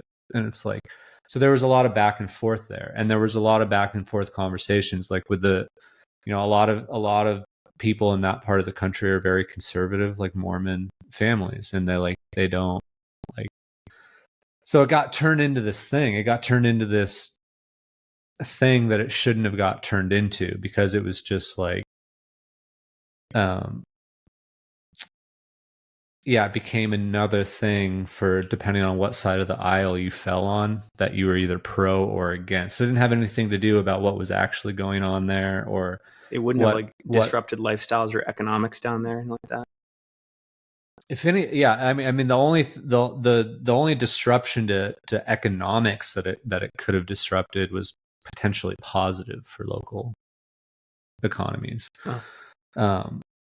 But that got turned into a thing too, where it was like the people in Blanding and Monticello were like, oh, well, we don't want another Moab down here. And it's like, well, that wouldn't have happened. But I mean, there are a lot of things that Moab has that like Blanding, Utah doesn't have, but it's like,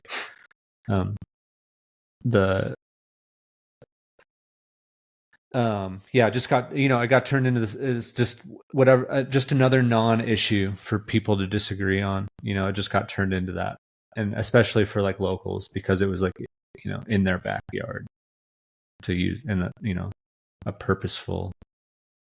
Were you getting pretty involved in the politics of it, or were you just a little bit? And then, well, another reason why too is like, because like Patagonia got involved, right? So like Patagonia is releasing images of like oil rigs in Indian Creek, like climbers like climbing next to oil rigs, and it's like, well, that's just as misleading as like anything like Trump said about bears. So it's just like, there was just a lot. There's just like anything, you get into like the nitty gritties of it, and it's like there was this whole thing that like when Trump rescinded Bears Ears, and like they were going to allow mining in Bears Ears again. So there was this article released in like the New York Times about something about how like there's like going to be a second, like not gold rush, but like uranium rush in Bears Ears, and how all these people, and like when he rescinded Bears Ears, there were that following like month, there were only like 2 new mine claims made in that following months.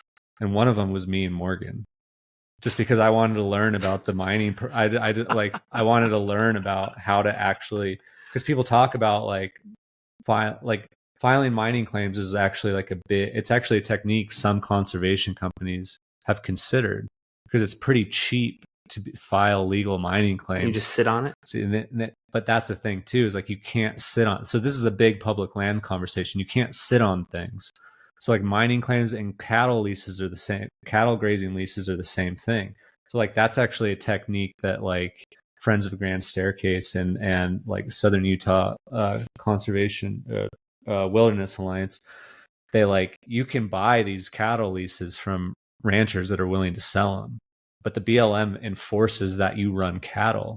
So now like SUA and these other conservation companies had to go out and get cows, and now they're like in the cattle industry because you have to run cows on the land. Anyways, same with mining. You have to show periodically that you're investigating, and it's like pretty minimal, but you do have to like show that you're showing improvements on the land in some way, which goes into a larger conversation about public lands in general, about like the multi-use policy. And like there's a lot of misunderstandings about what multi-use means, or like what its intent is, but none of those multi-use ideas involve sitting on it, because sitting on it is wilderness. And if something's not designated wilderness or designated wilderness study area, Yeah. the word conservation does not mean conservation of wilderness. It means conservation of resources, and conservation of resources is exploitive. And it's Is it responsibly exploitive? it's supposed to be. Okay. But even when you go back 100 years to like Teddy Roosevelt, like that word conservation has been adopted by like biologists and by preservationists. But that word initially did not mean a preservation of wilderness. It meant a conservation of resources, so of timber, coal, water. So when people like John Wesley Powell and Theodore Roosevelt are using the word conservation, like when John Wesley Powell is talking about the conservation of water, he's talking about the utilization of water for human exploitation, or just human use, I guess, which can be good or bad or whatever. It doesn't matter if it's good or bad. It's like, but that's a thing that exists, is like national forests and BLMs are not preservation societies. They're conservation institutions, and their goal is to conserve resources, not wilderness, not nature. You can set then. So this was part of you talking about Wally Stegner earlier. Yeah. This is part of why there was a whole second revolution in conservation or wilderness protection, was because the original like national parks and things that were set aside, what they thought was going to be the wilderness, like national parks were supposed to be the wilderness. But what they found out was that if you don't also protect wilderness areas from development and tourism, and basically capitalism, if you don't protect these areas from capitalism, that they in a lot of ways can become worse than a national forest. Like I don't think there's anyone that goes to Yosemite Valley and is like, this wilderness is amazing. It's like, that is not, I mean, there are areas around Yosemite that are incredible, but it's like, or the Grand Canyon or something like that. So in the 50s and 60s, there was a new movement that the Sierra Club and individuals and other groups, like, you needed a whole second wave of preservation, and that was really the wilderness movement of the 50s and 60s. And Wally Stegner. So beyond the 100th meridian, John Wesley Powell was all of his research and exploration was talking about water development west of the 100th meridian, which is a line that it's basically the longitudinal line that runs north to south through the United States that separates where agriculture receives enough rain to support I'm not saying this well. There's east of the 100th meridian, it rains enough that you don't have to irrigate. Yeah. West of the 100th meridian requires supplemental water to have agriculture. Yeah. So that's what that line is. And so John Wesley's Powell entire research was about developing water to use both for agriculture, but also just residential and just like people living in arid country. So what Wally Stegner was all about, like moving beyond that 100th meridian and like, what do we do in like the current sort of like world? Anyways, that's sort of a segue or a tangent of a conversation.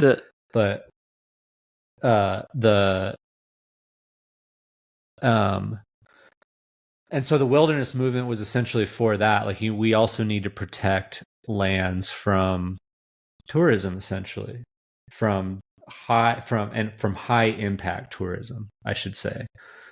So like the Tucson's of the world, like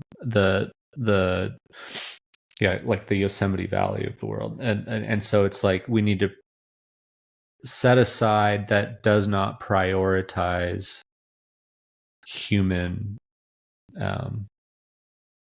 experience in these areas, and the national parks have shown that they're not able to do that. So they move towards this idea of wilderness. Now, the reason why national parks can, and this is to jump back to like the Bears Ears and like looping into the Bears Ears Grand Staircase Escalante, is a lot of national parks are wilderness areas.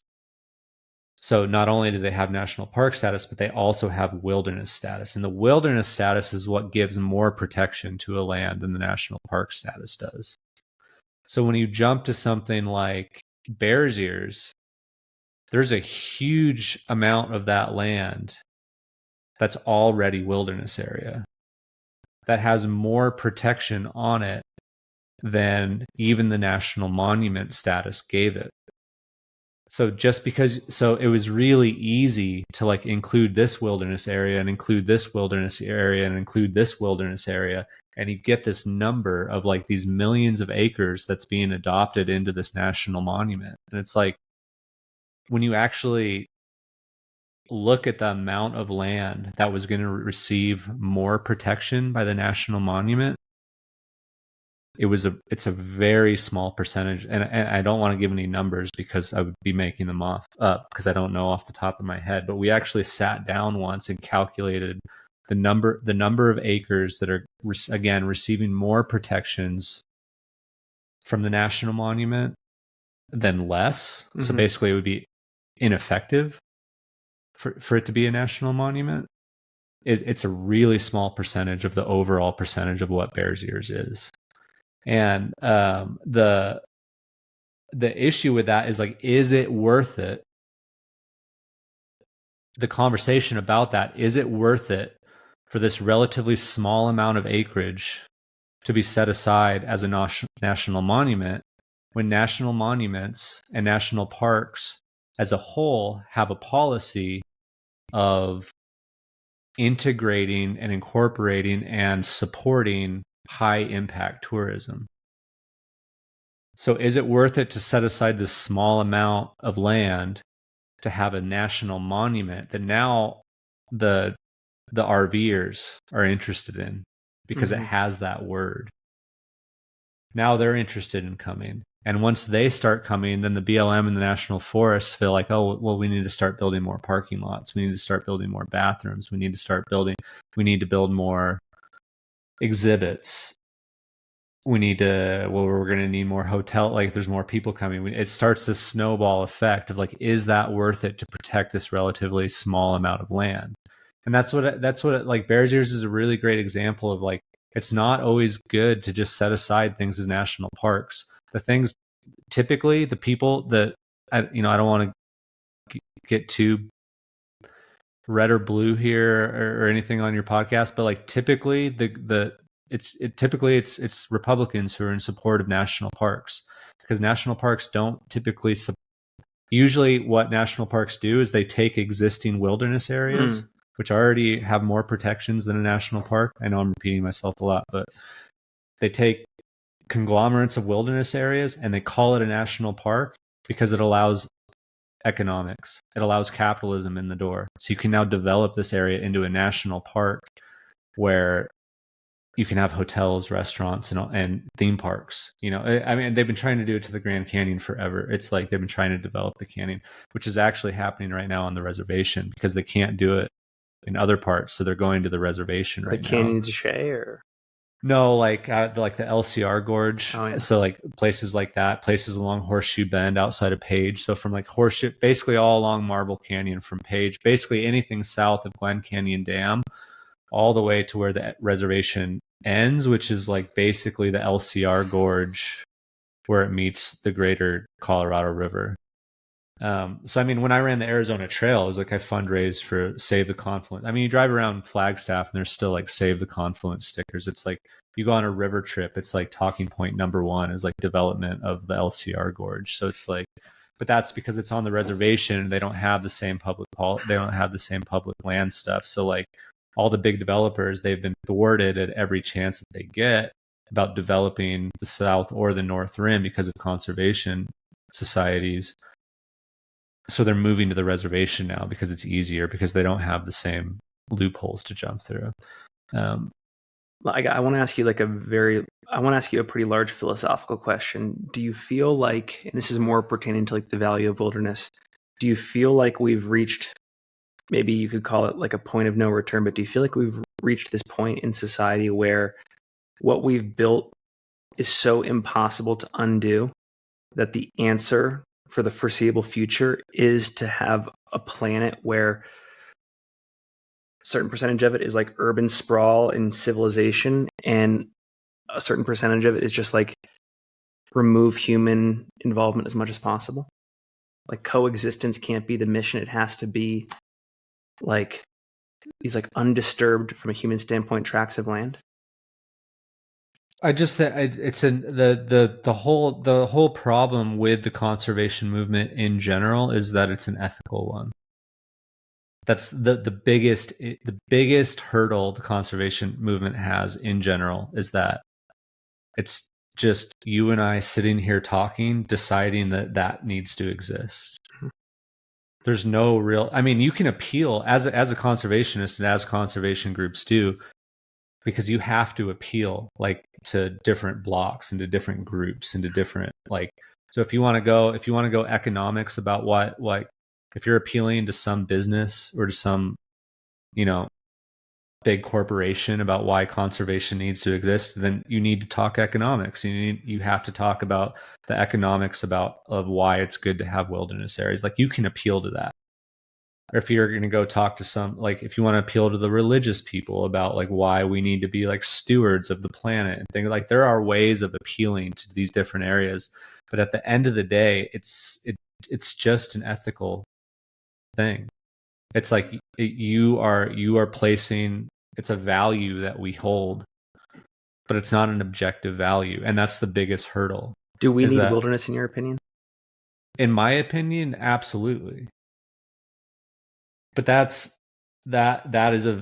is a value that I hold dear. You know what I mean? And I mean, not just for like the tangible things that we can point to as far as wilderness, but I mean the intangible things. You know, there's a lot of like old, like, I don't know who said, you know, again, we were talking about like the pop culture figure, whether it's like Edward Abbey or something, or yeah, they like these people that like say these like famous quotes, but just having the wilderness, I think maybe, I don't know who it was, but like the quote about like wilderness is valuable to just know that it exists, like from a psychological standpoint. The fact that you can walk to the edge and peer and gaze into the unknown is like a valuable thing for like humans' psychology and psyche. To like know if that was like gone would be like detrimental. But again, these are like wild philosophical like things that like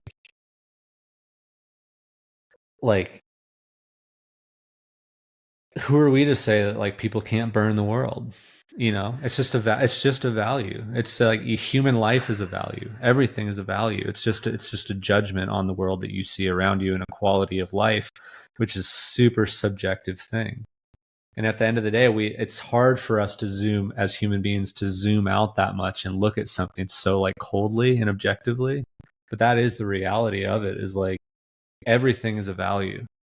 Have you ever read the book Genocide is a value? You know, every it's like you can take it to whatever length you want to take it to, but it's like, so when you talk about something as simple as like, oh, I don't want like a tram in the LCR gorge, it's like that's a very value based and very subjective. I know that there's probably a lot more people in the world that would love to take a tramway down to the bottom of the Grand Canyon and get an ice cream cone, and stay at a nice 5-star hotel right on the rim of Marble Canyon. Guaranteed there are more people that would think that was awesome in this world than would think that would suck.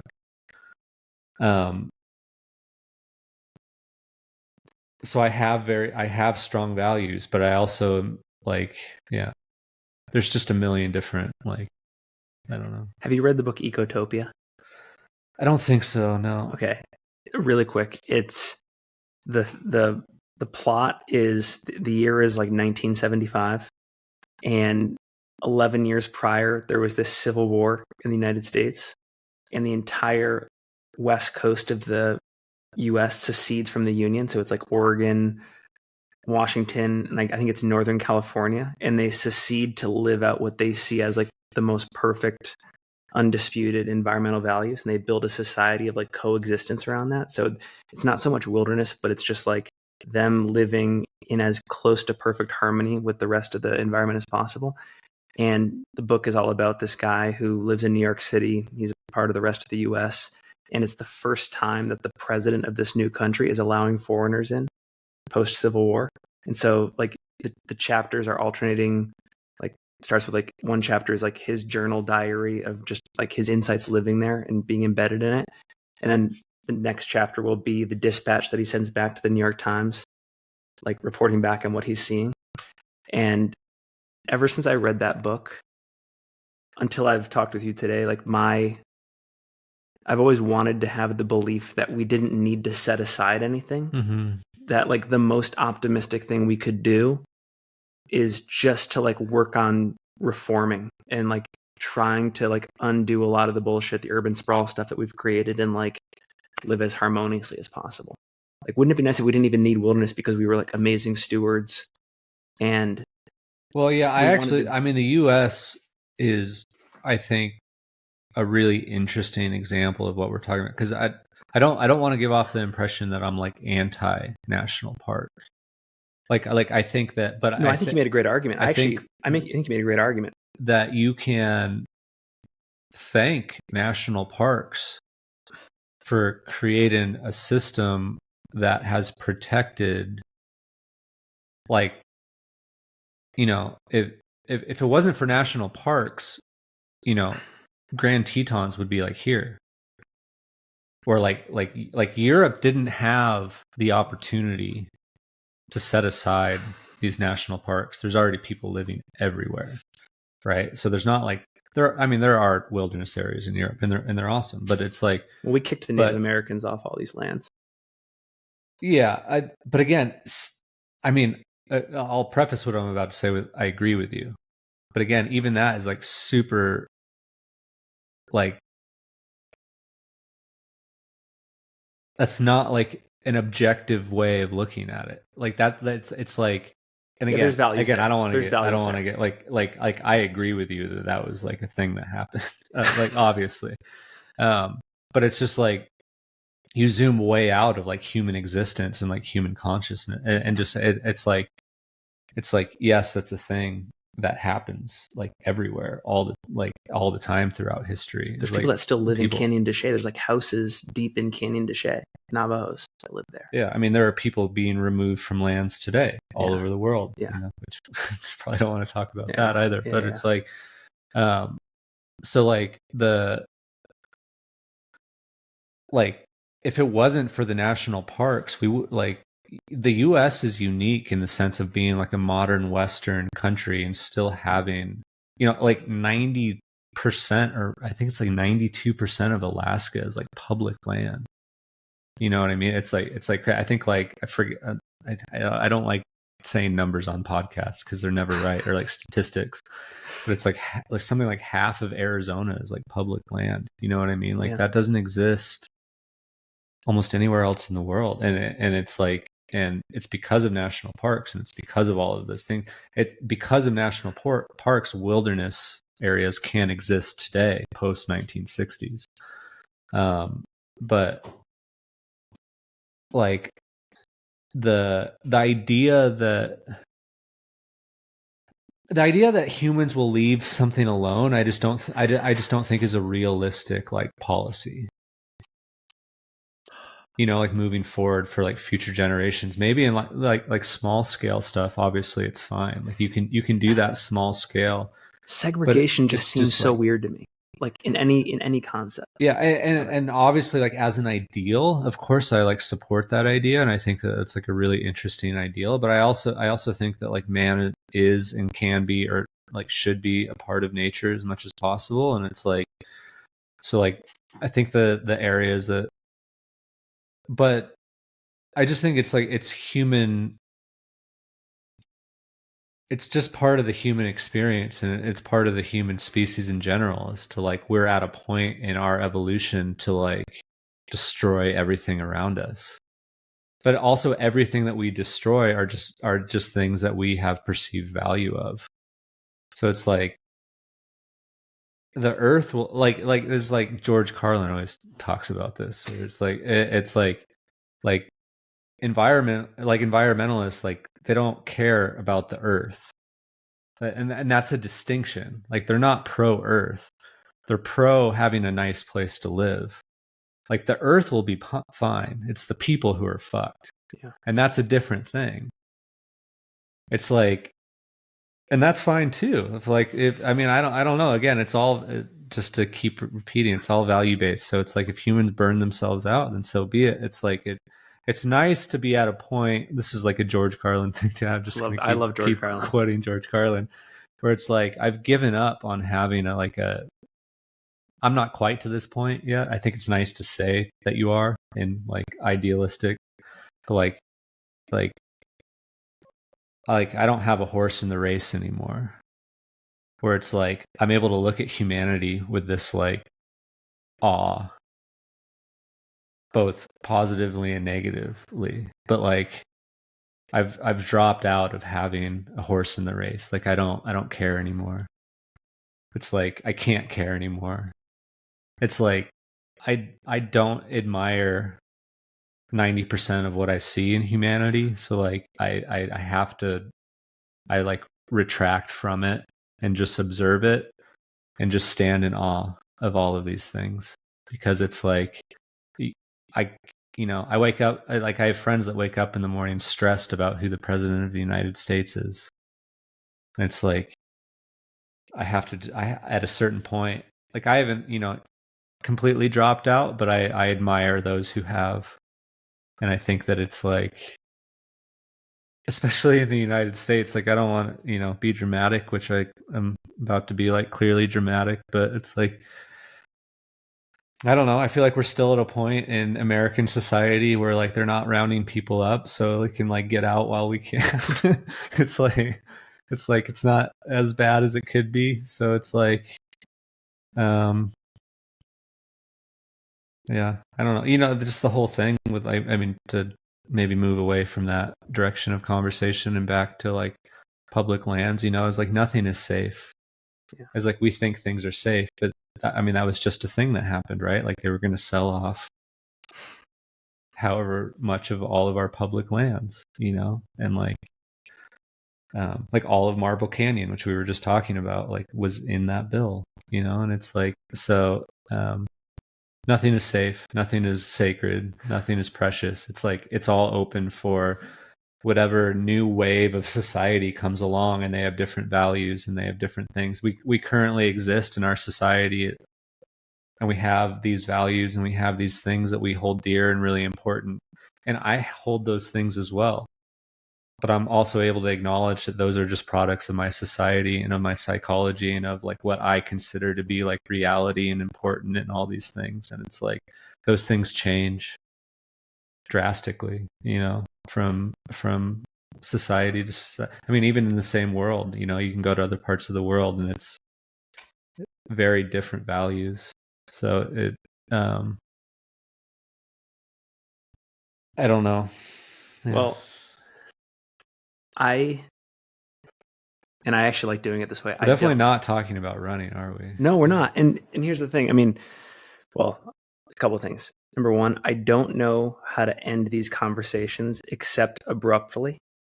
And I think this is actually a good place to stop, because I hope we can do another one of these. I hope we can do like one of these a year. Sure. The whole point, right, was we left the last one was like, let's do this one after you're a dad. So let's talk about that. I am a dad. Yeah. I am a dad. What do you want to know? I don't know. God, I'm not good at interviewing. Are they here? No. They stayed home? No. And how does that feel? It sucks, because I get the sense just from observing my daughter that they're at that stage in life where every single day is a lifetime. Yeah. She's like a year old? 11 months next week. Every day is a lifetime. And I mean, I've been gone for 10 days now, and I'm gone for 4 more. It's not the worst. It's the worst. And you just miss a ton of milestones. And you actually don't. I think it's good to remind, like, because I feel the exact same way. Yeah. As you, but it's like, they're still there. You know what I mean? And it's like, because about 2 to 3 times a year I have to leave for about a week. Yep. And I've had to do that. And it's like, those are always really hard. I mean, that's a big part of why they're here now, is because I had to come for 2 weeks and I'm like, I'm not doing 2 weeks. Yeah. It's like, that's too long. Like, I don't care how shitty it is. I don't care how difficult it is. Like, I don't care how expensive it is. Like you have to come. I'll tell you the biggest thing I'm grappling with right now is, and it will only become more at the surface when they're older and I'm older. I'm obsessed with the fact that I do not want to mislead them in life.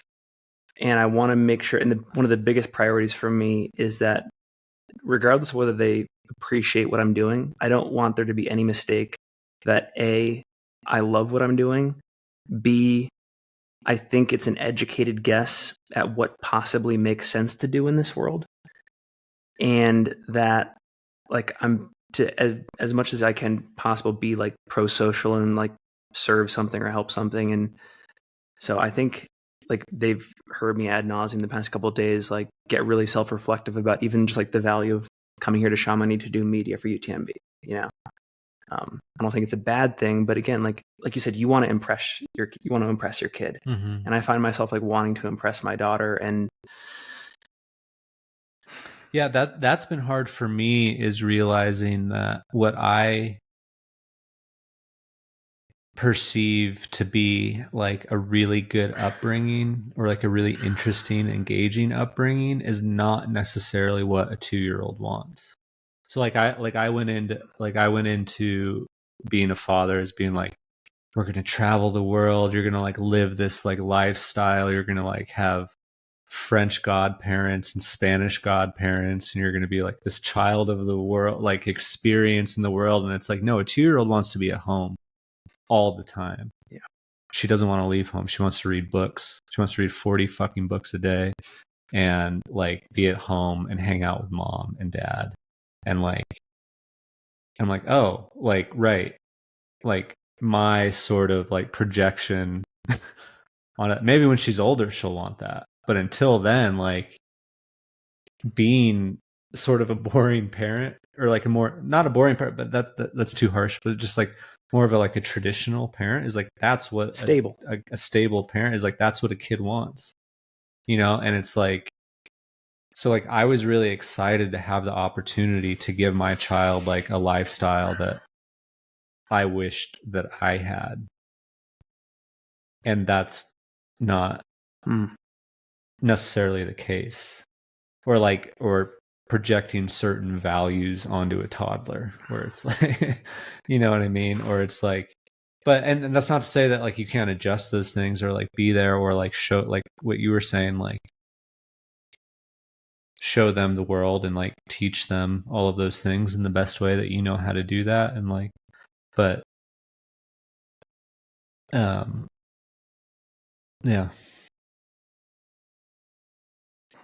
And maybe that's been more, I feel like, so my daughter just turned 2. So she's a year apart, but kind of a world apart from your daughter, right? Yeah. Because a year when you're 2 years old is a big, and that's been really interesting. She's like, you know, personality and language and all of these things. And she has very like, I don't know when it happened, but it'll happen for you in the next, I don't remember exactly when it happened, but all of a sudden this kid has like desires of its own, like has very strong, like Doesn't just go with the flow. Yeah, like exactly. Like I want this or I don't want that. And it's like that's like navigating that is just like really interesting. And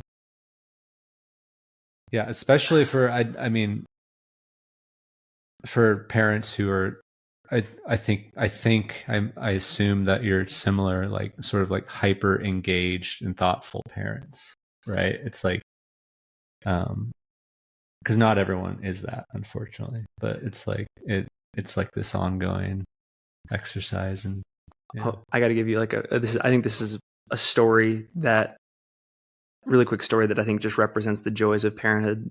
A couple weeks ago, my wife Jules and I were traveling and we're at the airport and it's like 10 o'clock at night and we like need this flight back to Salt Lake, right? Because if we don't, it's just gonna like upend everything, chaos.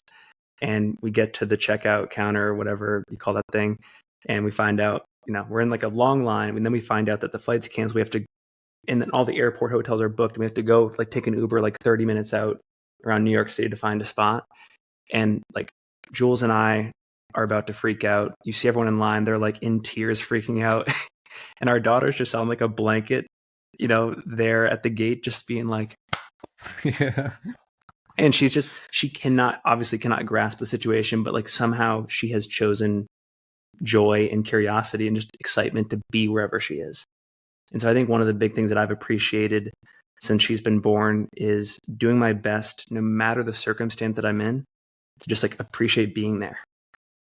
Yeah. And on that note, I think that there are a lot of things that parents do in this world that are not just like, there are a lot of actions, just whether it be at the airport or whether it be your business or whether it be your home or all of these things. There's a lot of decisions that we make that we genuinely feel are for our kids. Like, and I choose those words for a reason, because it's like, it's not like it's like, oh, I have to do this for a kid, but I'm really doing it for myself, or like, or all these other things. It's like, no, we genuinely feel that we're doing this for our kid, like whether it be like financial or whether it be a roof over their head or any of these things. Like when I look at my own experience as a child and being raised by a single mother, and like she genuinely felt like she had to be at work, 12 hours a day, every single day for my entire childhood and teenage years. So I was essentially raised alone, like by myself, especially like teenage years. Like, I was by myself all the time. Yeah. And it was like she wasn't doing that to be selfish, right? She was doing that for me because she genuinely felt those things.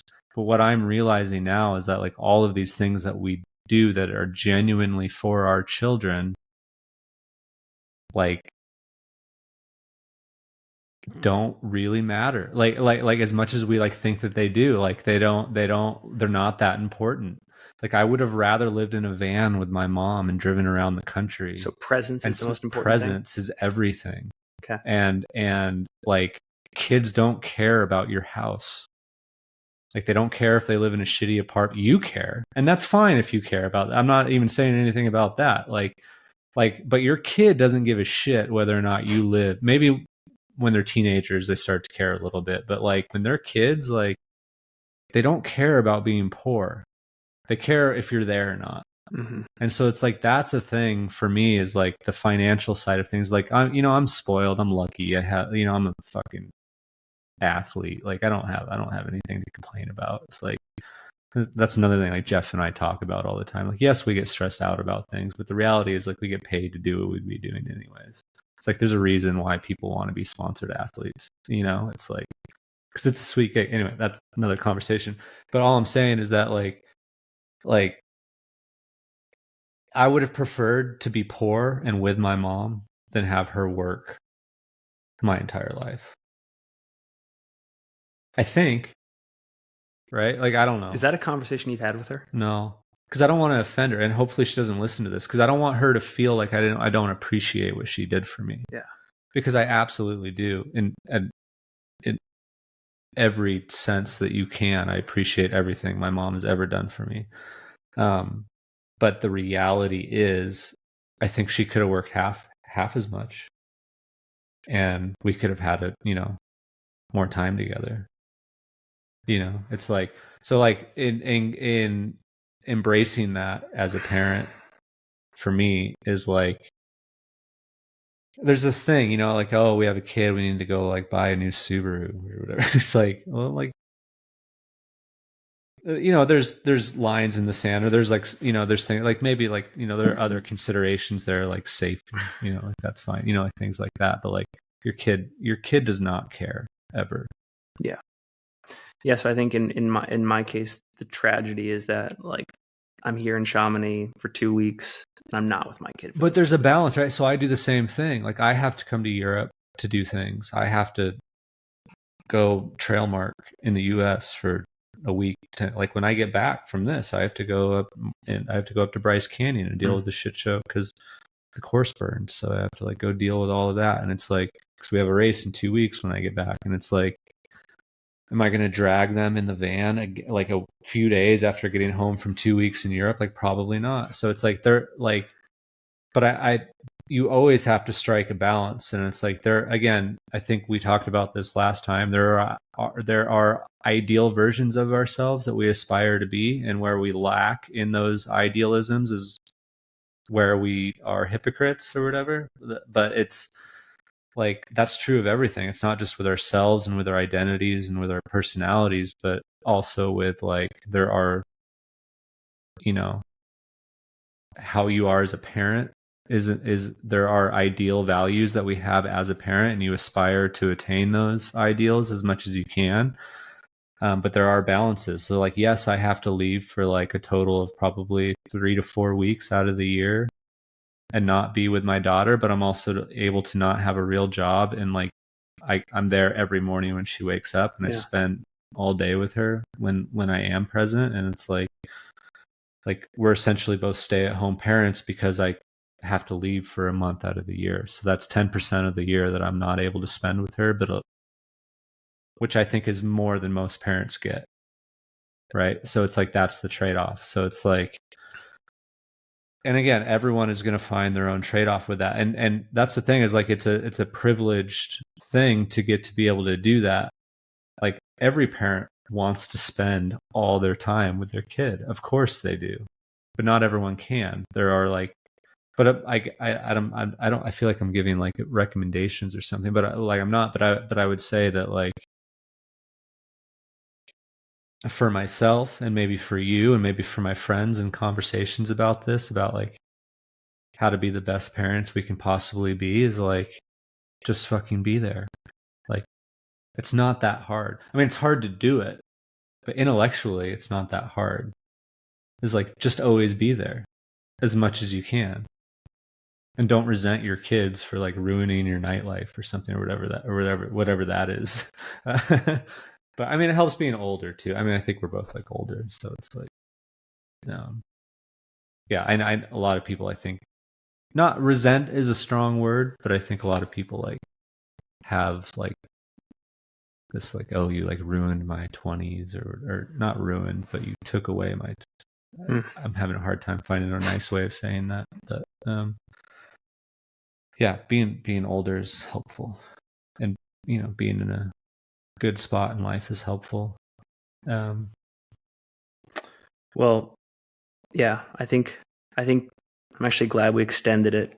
I think this is the perfect place to end it. And before we hit stop, I just want to make a note of appreciation and gratitude to you. I always deeply appreciate these conversations. And I started off the conversation inquiring about just like the fact that you're so multifaceted. You've got the carpentry angle, the public lands angle. Like, I think when I lose interest in the sport, it's because it's hard to explore, for me, the places outside running with a lot of guests, and you make it easy. I think Adam, I was in Oakland with Adam Boydwood. Yeah. And he was talking about a conversation he had with you. And I feel like I don't know. I grew up like, so this is a total tangent, and I'll try and keep it as short as possible.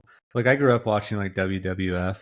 Yeah. In this like era of like characters, of these like larger than life characters, of like interesting, engaging. And now like I haven't watched it in 20 years, probably, but it's like, I just like feel like today it's just like a guy with a name. Like there's no like Undertakers, or like there's no these like these mythic, like, who's the heel at UTMB? Yeah, or like, no, not even the heel, but I just feel like ultra running in general like lacks this like. And I think this was the conversation Adam, I think, had with you, that he was alluding to. Like, there's just like not the characters that there used to be. Yeah. Or something like that. Like that, like it's just. And obviously this is the evolution of things. Like, a sport becomes like a real sport. It becomes about performance, and it becomes about like, and again, I don't want to like say anything negative about anything, but like most of the runners at the top of our sport are just like obsessive athletes that have prioritized being a professional athlete, and just like, and they've done that since high school, college, into professional athlete. And it's like, there's just not a lot of other stuff there, or like, and again, I know that it probably sounds mean or whatever, but it's like, it's just kind of honest, but that's what it takes, right? So it's like, as you move, as a sport evolves, you like the characters aren't winning these races anymore. Like you said, you had Anton here, like right before me. It's like the Antons of the world aren't winning Leadville Dying anymore. breed. It's like it's the hyper competitive professional athletes, and it's like, not that he wasn't an incredible athlete. My question is character an inevitable sacrifice of high performance? I have no idea. I don't know. I don't think so. I don't think so either. Yeah, but I don't know. I don't think so. But what you're also seeing with the growth of a sport is like there are spaces for, like I'm here in UTMB. Like I'm not here because of my running prowess. And that's just an acknowledgement on my end. Yeah. The reality of it is like I have to come to terms, and this is really hard for me to say just in a conversation in my hotel room, let alone on a podcast. But like, I have to come to terms with the fact that you could make an argument that like I am an influencer. Because the reality is like, I don't win big races, and I am technically a sponsored athlete. So it's like, that's hard for me to say out loud and hard for me to accept about myself, but it's acknowledging the situation that I am in. So I think, and where I'm going with this is that like, as the sport grows, there is room for characters. Like, I think that in a way I am a bit of a character. And I mean, I'm on a fucking floata can. There's a cartoon of me on a soda can. You know what I mean? It's like, so it's like, there's a space for it. I don't know what that space is at all, but there is a space for it. We're not winning Leadville. We're not winning UTMB. We're not going to win Western States. But as you said, it doesn't have to come at the expense of character. No, I just wondered that for a second. For some reason, I think Jim is an interesting character. Oh my gosh, amazing. It's like it doesn't, like, I don't know a lot of these other guys, but like I think Jim is a really interesting guy. It's like it, and has just as much of an interesting background and story in life as I've had, potentially more. I've had, it's like, it's just so different. And it's sometimes I do think it comes down to timing and when you catch people and where you catch them for conversations and engagement. And for example, we caught Jim at Western this year when he had no obligations to race. He could kind of like shrug his shoulders and just lay back, and it was a great conversation. And admittedly, the year before when he was doing Western, we had him in, and it was like a stilted, awkward conversation, I think, for us. You know what I mean? Like, he was probably just in a different mindset. We were in a different mindset. And so I think timing for a lot of humans matters too. For sure. Yeah. So anyways, appreciate you. Yeah, me too.